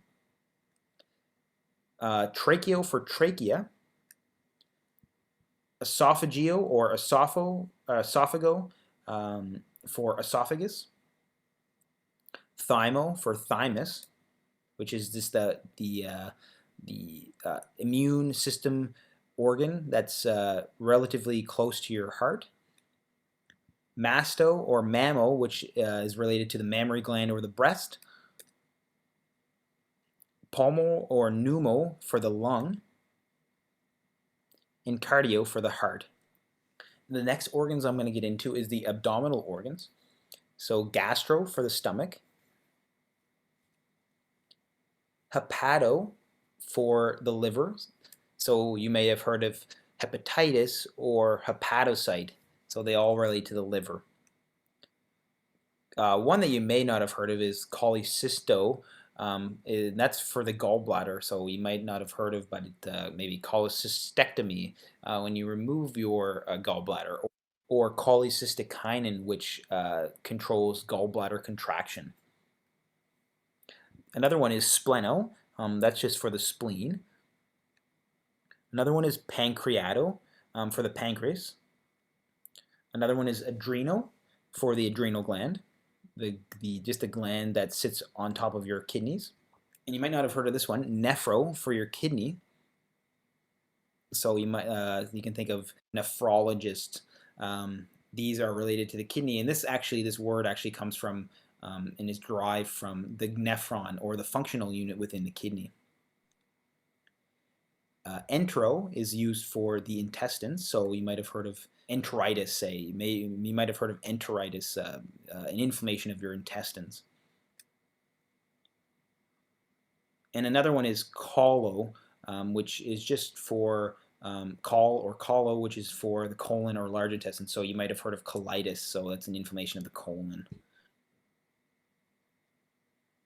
So here are some common suffixes in medical terminology.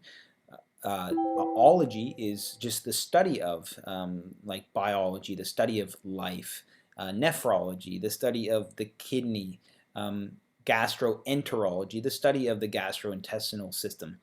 And the list can go on and on. It just means the study of a particular subject.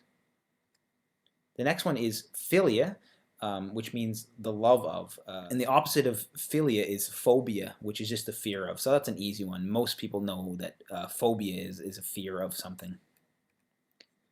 Another one that people don't think of is tension.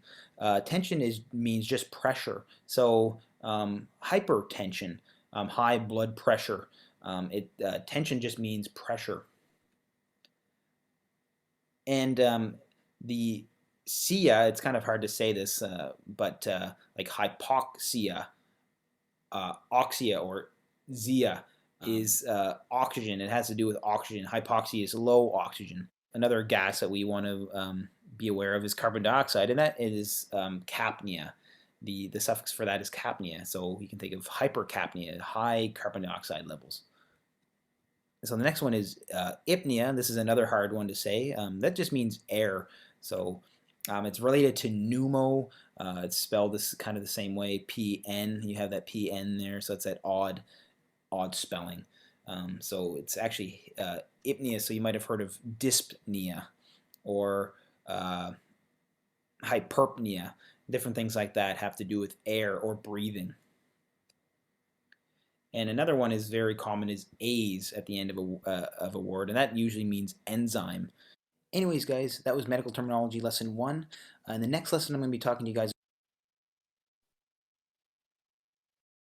Okay, so I think I mentioned this earlier, but one of the things with medical terminology is it's not one of those topics where you can read a chapter and then you're going to know everything.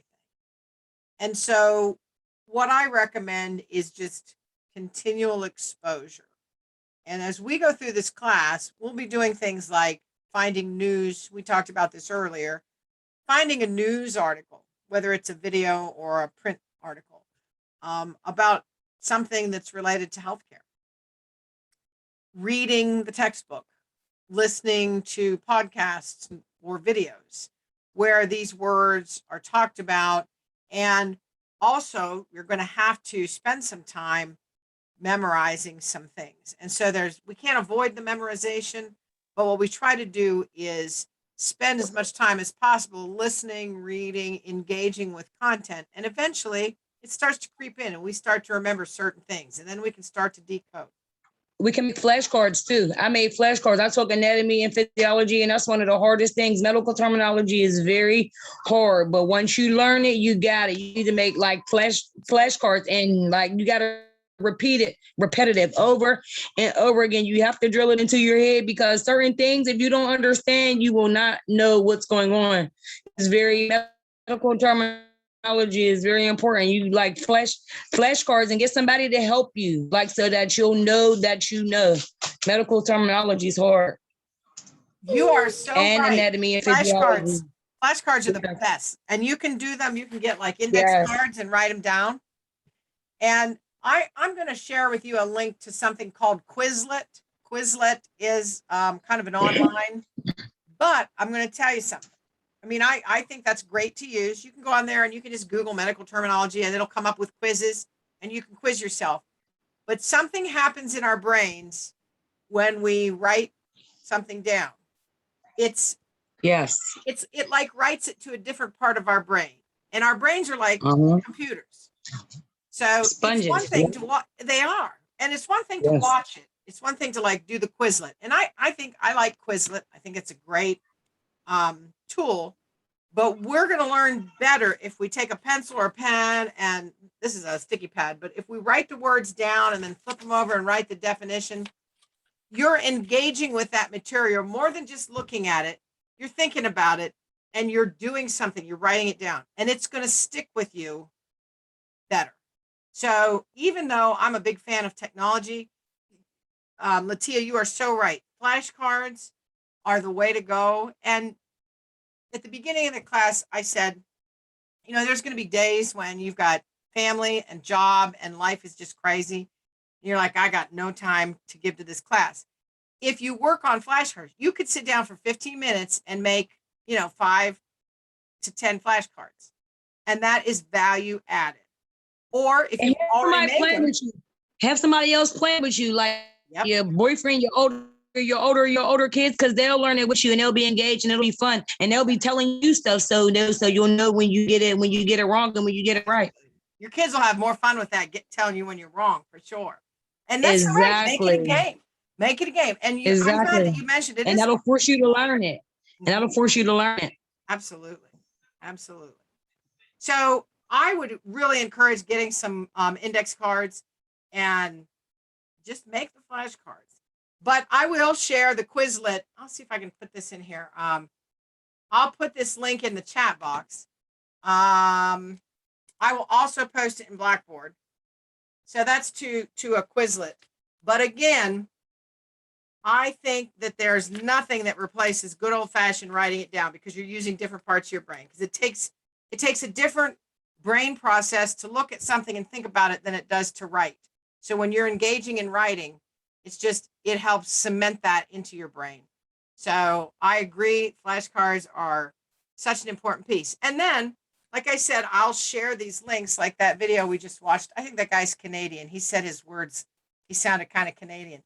But again, maybe you're making dinner for your kids or whatever. Have that running in your ear headphones, or have it running on your laptop sitting on the counter or whatever, because listening to it, it's going to come in. And he reads through and he talks about them. There's no avoiding the memorization in medical terminology.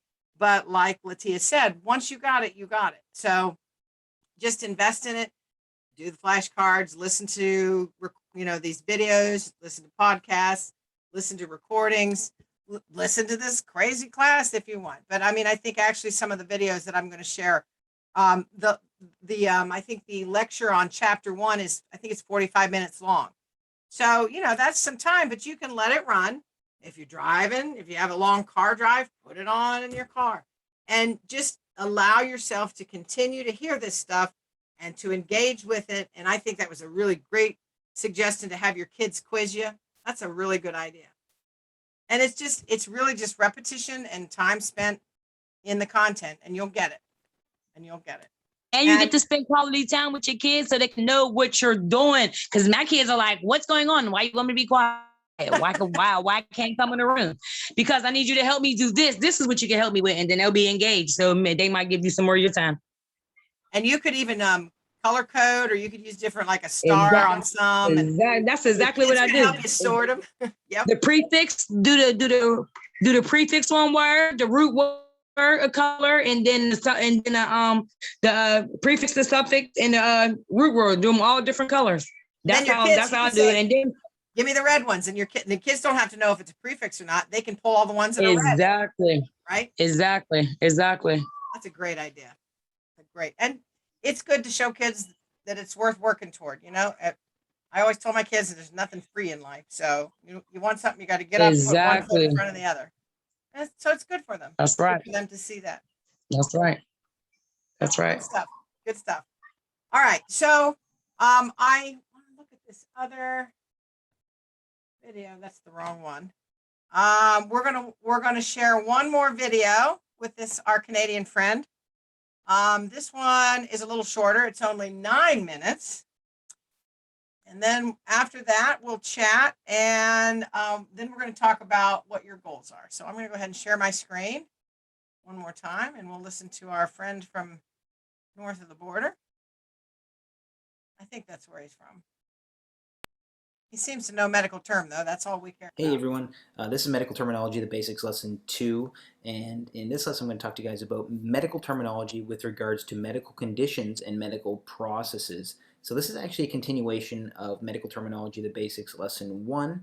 And at the end of this video, I'm going to take what you guys have learned from Lesson 1 and Lesson 2 and give you guys some practice problems to help you use the information you've learned from both of these lessons to help better understand and better get a grasp at deciphering medical terminology. There's many different processes, guys. I suggest taking notes for this. So the first one is dys, D-Y-S. That means just problem or something abnormal. So again, as I mentioned, dyspnea. If there's some abnormal pattern of breathing. Mal is bad, so maladaptive. Itis. So this is a suffix itis. This is a very important one, guys. If you can remember itis, you will know a lot of different a lot of different types of medical conditions, colitis, gastroenteritis, arthritis. They all have to do with inflammation. Another one is plasia, a process of growth or growing. Another one is plasm. That's just a growth or formation. The next one is oma. That means tumor. A sarcoma. Typically, when you see oma, you can think of cancer in that regard. Another one is trophy. So that typically means growth as well. Growth, typically involving cellular growth. And this doesn't mean division. It actually means just a growing in size. There's no growth in number, but a growth in size. So that's the difference between plasia and trophy. The next one is pathy, which means disease. So, neuropathy is one to think about, disease of nerves. Osis is typically used, and that just means a condition, and usually means an abnormal condition when you say it. Another one is ia. So this one at the end of a word, ia, is another way of saying an abnormal condition. Ism is just a state of, and just think again about hypothyroidism. That's just a state of a low thyroid activity or low thyroid functioning. And the next one is ick or eel. And that just means pertaining to or related to some process. So cephalic or esophageal. It just really means pertaining to the subject or pertaining to the process at hand. Some more processes again. Meta, and this is a prefix actually that means change or transformation. So metaplasia, there's a transformation in cell type. Another one is stasis or static. That just means a maintenance of normal conditions. So we all know homeostasis. So homeo is body, stasis is maintenance of normal conditions. You're maintaining your body in within normal conditions. And the opposite of stasis or static is dynamic, and that means changing, or and it's usually involving continual change. And for this one, you can think of hemodynamic. Another one that is common is lytic or lysis. So that just means destruction. So when you think of hemolytic or hemolysis, it's destruction of blood or destruction of red blood cells. Megaly means enlarge, and you may have remembered earlier about I had mentioned megalo. This is just another way of using that term. You can use it as instead of using it as a prefix, you can also use it as a suffix. So it just means enlarged. Penia means decreased or below or lower than normal. So for that one, you can think of cytopenia. So a decrease in cell number, or your number of cells is below normal. And emia is relating to a blood condition. So you can think of anemia. So the next group of suffixes that I want to teach you guys is about medical procedures. So again, there's a lot of medical procedures. So again, just take notes while I go along. So the first one I want to talk to you guys about is ectomy, which just means excision or removal. So you can think of appendectomy. You're removing or excising your appendix. Another one is otomy. That's an incision or cutting. You can think of tracheotomy. You're cutting or cutting into your trachea. Ostomy, so you can think of a colostomy bag. It's kind of like making a hole. So it's a little bit different than otomy. Otomy is making a cut. Ostomy is making a hole for some kind of connection.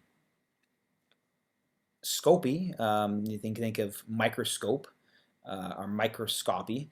That's just to view. That's all that means.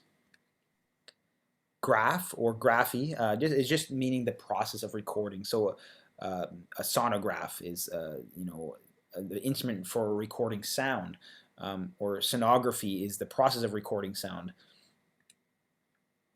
And again, a gram is just recording. So a mammogram is just a recording of your mammary gland. A plasty is a surgical repair. So again, remember, as I mentioned, angioplasty, you're surgically repairing your artery. Remember when feminine hygiene ads Oh were my like, goodness. Please, Fred, don't leave. Peggy's husband might have stayed if she wasn't so careless about. Stop right there. Snuck up on me. I thought we were getting away without it on that one. Yeah, I love you too. All right, here we go. Is therapy, and that's pretty easy. That just means treatment. Another few things that I want to tell you guys about. These are actually prefixes that go along with a lot of these.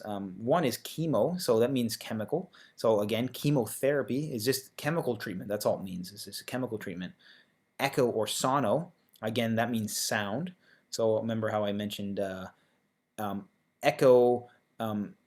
Echo. Say you can think of an echocardiogram. You are using sound to look at your heart, and that's a recording of that. So echocardiogram. And electro, that's pertaining to electrical charge, and that's typically again used in electrocardiogram. You can think of like an ECG. That's looking at the electrical charge going through your heart. And here are a few practice ones. So I'll just go over these quickly. The first one is hypertrophy. So what does that mean? Well, just break it down again, guys. Hyper equals above normal. Trophy is growth. And again, the trophy is not a growth in the sense of a growth in number of cells. It's actually a growth in the size of cells. So the next word is normotension. So we'll just break it down again. Normo equals normal. Tension, again, equals pressure. So normal pressure. So in the context of blood pressure, you can think of your normotensive or your normal tension. So you have a normal blood pressure. Hyperplasia, again, break it down. Hyper, above normal or high. Plasia equals growth. So again, I just use that to just emphasize the difference between hyperplasia and hypertrophy. Hypertrophy is growth in size. Hyperplasia is growth in number. Pancytopenia. So this one might be a little bit more tricky. We'll just break it down piece by piece. So pan equals all, again. Cyto is cell. And penia just means decreased or low levels. So really just means all cells are decreased or at low levels. So you might hear a lot of this in a clinic or an oncology clinic where a patient might be pancytopenic. And that just means that a lot of their blood types, say like erythrocytes and leukocytes, are all decreased. So they just use that term pancytopenia. And the last one is splenomegaly. So spleno just means spleen, and megaly just means enlarged. So all that means is an enlarged spleen. So see, once you break it down, guys, it makes it really easy.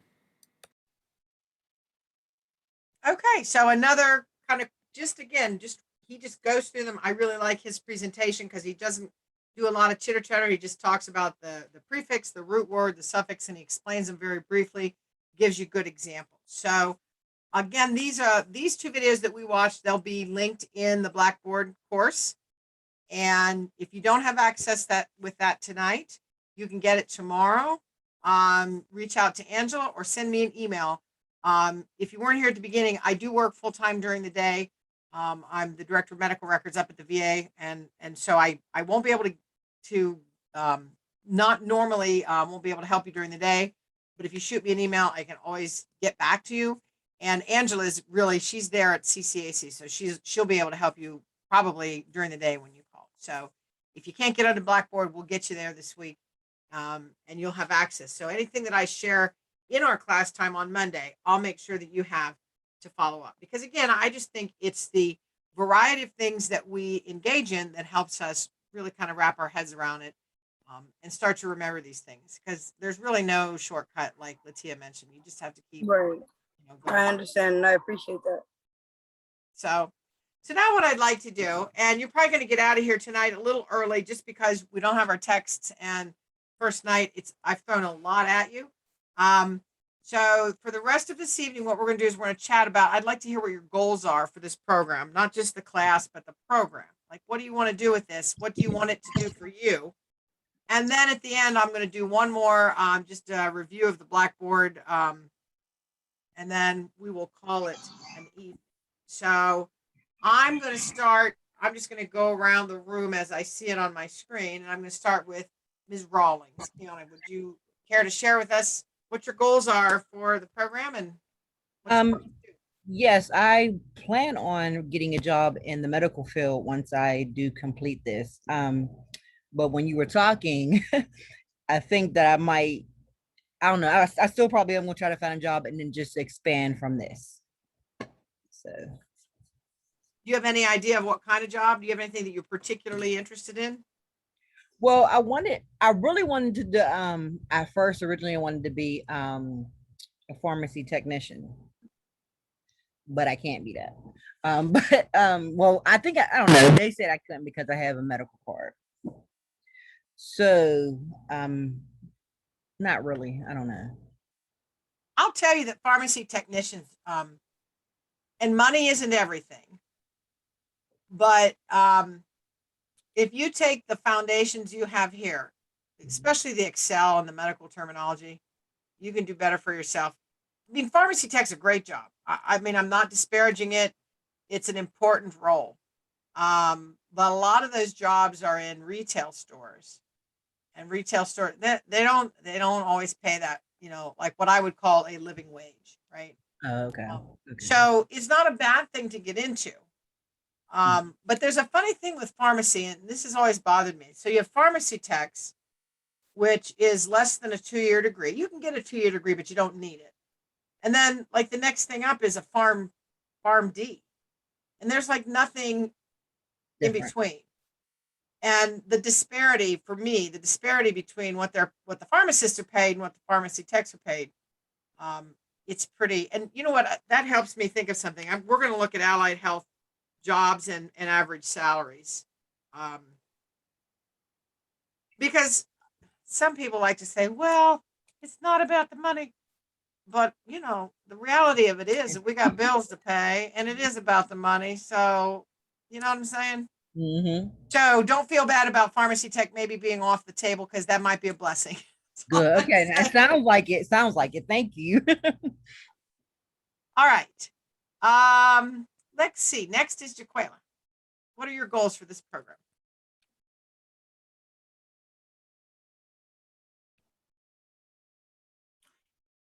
So you said me, right?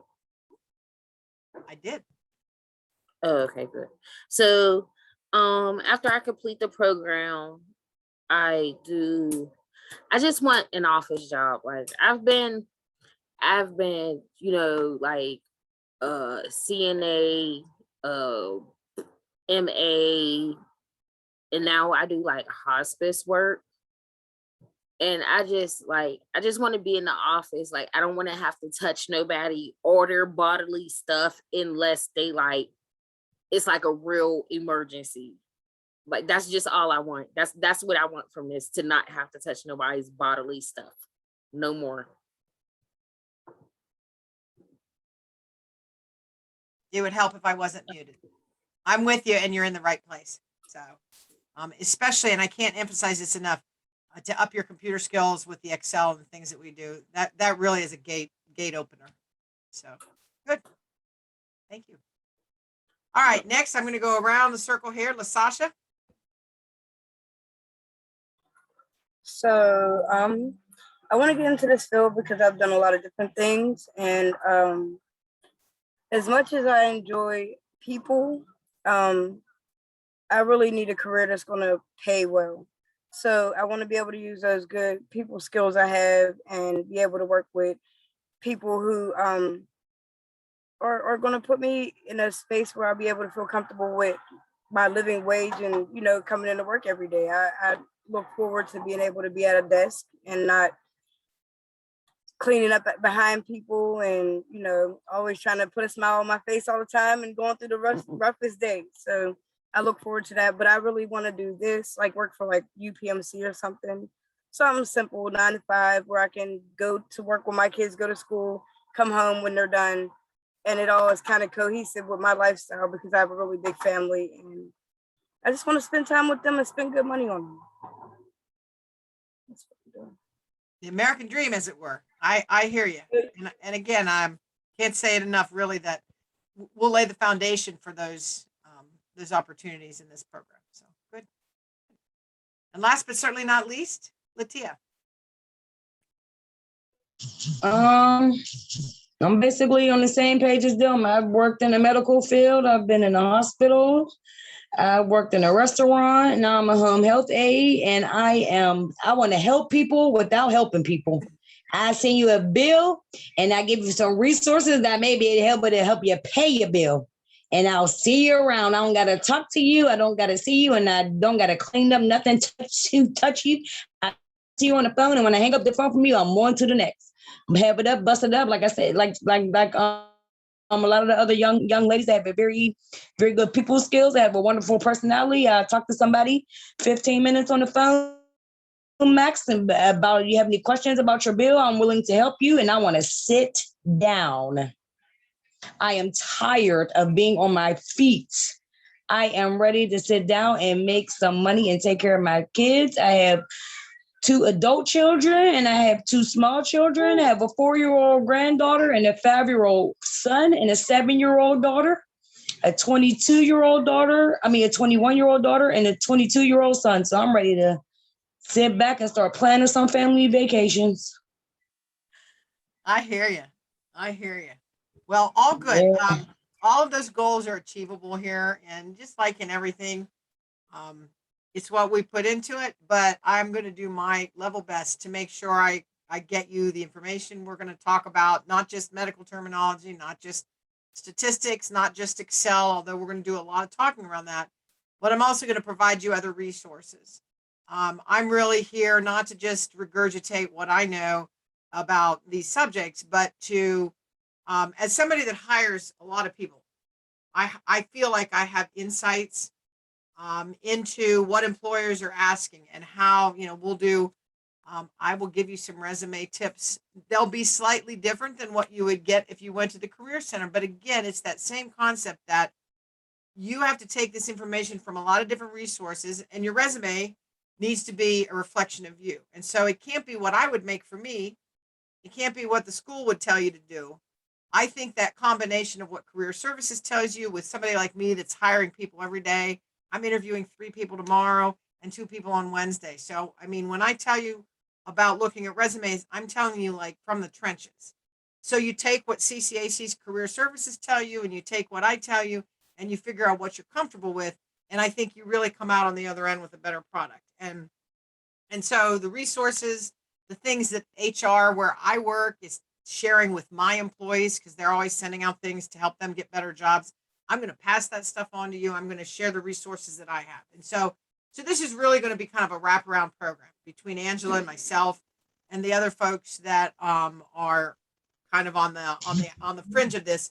We're going to provide you with material to learn, skills to develop, but also those supportive resources to help you go wherever you want to go. So it's kind of what I had to share with you tonight. Any other questions on just anything in general about the program? Just kind of like the overarching program. No, I'm really excited. And things will come up as, like I said, we're going to spend a lot of time together. So we'll be chatting along the way. The other thing that I wanted to do, we lost somebody. The other thing that I wanted to do is just one more time go over. Find my link, that'd be good. All righty.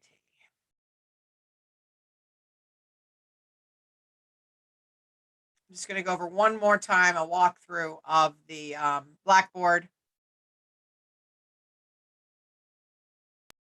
Understanding again that some of you aren't going to be able to access this until tomorrow or even the next day, and that's fine.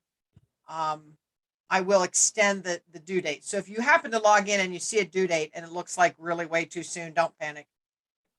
Like I said, this is not a graded class. This is really just about making sure that I need to turn my edit mode on so you're only seeing what you're going to see. So when you click on the course home, it should say Health Information Technology. Depending on how yours is laid out, you should be able to see over to the left this thing called Course Modules and a folder called Medical Terminology. And everything that you do in this first 6 weeks will be here in this Medical Terminology folder. As I mentioned earlier, the Zoom meeting is the same every week in medical terminology, statistics, and Excel. So you don't have to, if you've saved this somewhere, you're good. This is the textbook. I will reach out to Angela and the others tonight to see about where that is. I've provided a link to an online medical terminology dictionary.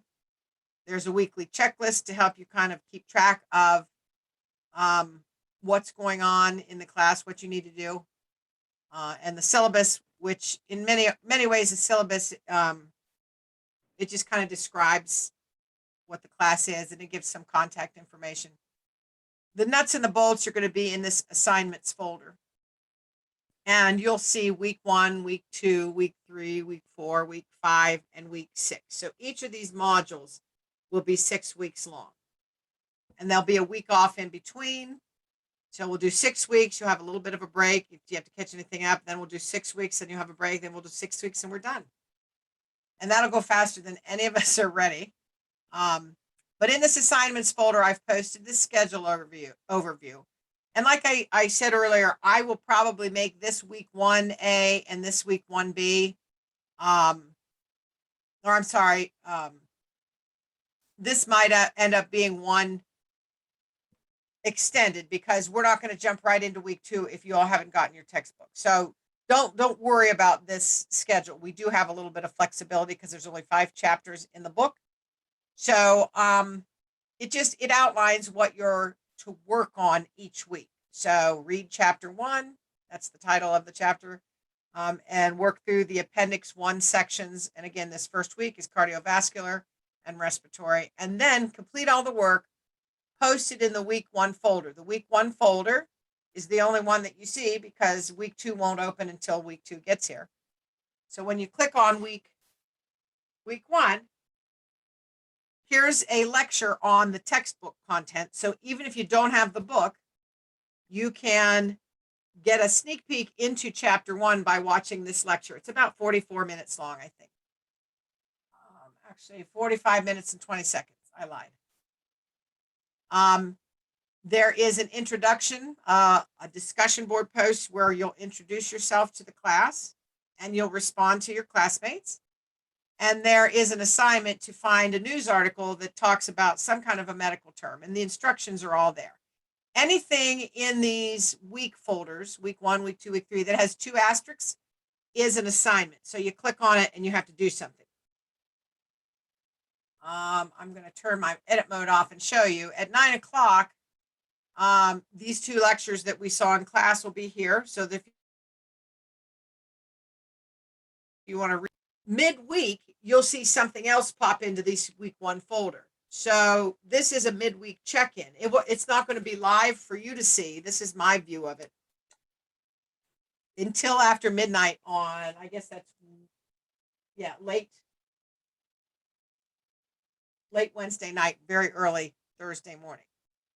So it's another assignment. And then there will be a quiz each week.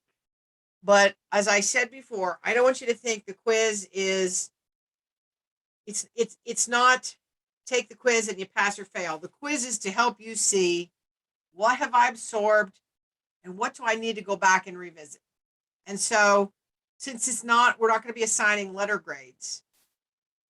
It's just to help you see where you need to focus a little more time. Where do I need to study a little bit more so I really understand this content in this chapter, in this section? So there'll be a quiz each week and probably just something like this midweek check-in. So this is not meant to be burdensome.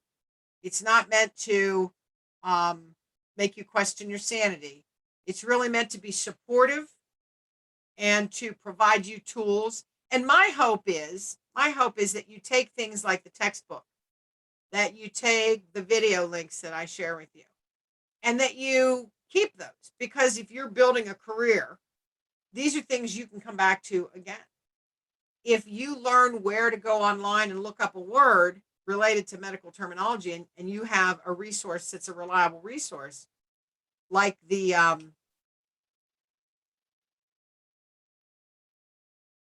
where'd it go? It's back one more. Like this link here to the online medical terminology dictionary. That's something that's not just for this class. That's something you could save in your bookmarks, and it can follow you into a job or into a another class down the road. So I hope that this is not just about doing time in class and completing assignments, but in building kind of your reservoir of resources to support you in whichever direction you want to go. And as we go along, I will probably be adding things. I may add, let's see, this is the medical terminology. I may add a folder in here with related jobs, or maybe I'll add it out here. Somewhere here, I'm going to have like a career and jobs folder where I put things like resume hints and job searching sites and just things that I feel that are helpful to you as you're thinking about your career and how this learning will support you in your career. So that we'll talk about, I'll be inserting these things along the way as we go to look at. So again, yours isn't going to look like this. That's yours will only have in the course modules. You'll only see this one right now. Any questions on Blackboard? No. Like I said, you can always email me. Is that on the CCAC site? Yep. If you Okay. if you have trouble, reach out to Angela tomorrow, or shoot me an email. I will tell you, I've got like 2 or 3 interviews tomorrow and a whole Okay. ton of meetings. So I'm a little nutty tomorrow. Most days I aren't that. just reset the password on there and everything, so I should be able to get in there and do all of that. But if I have any questions, I'll email Angela or call her. I have her number.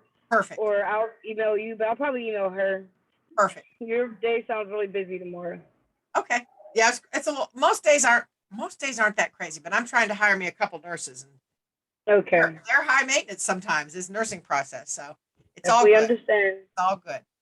So, and again, like I said, I'm going to be flexible this first week. My goal is to support you into a new career, not to make you crazy with too much homework. Because this isn't about proving anything. It's about really just immersing yourself in the material and learning what it is you need to learn to go where you want to go.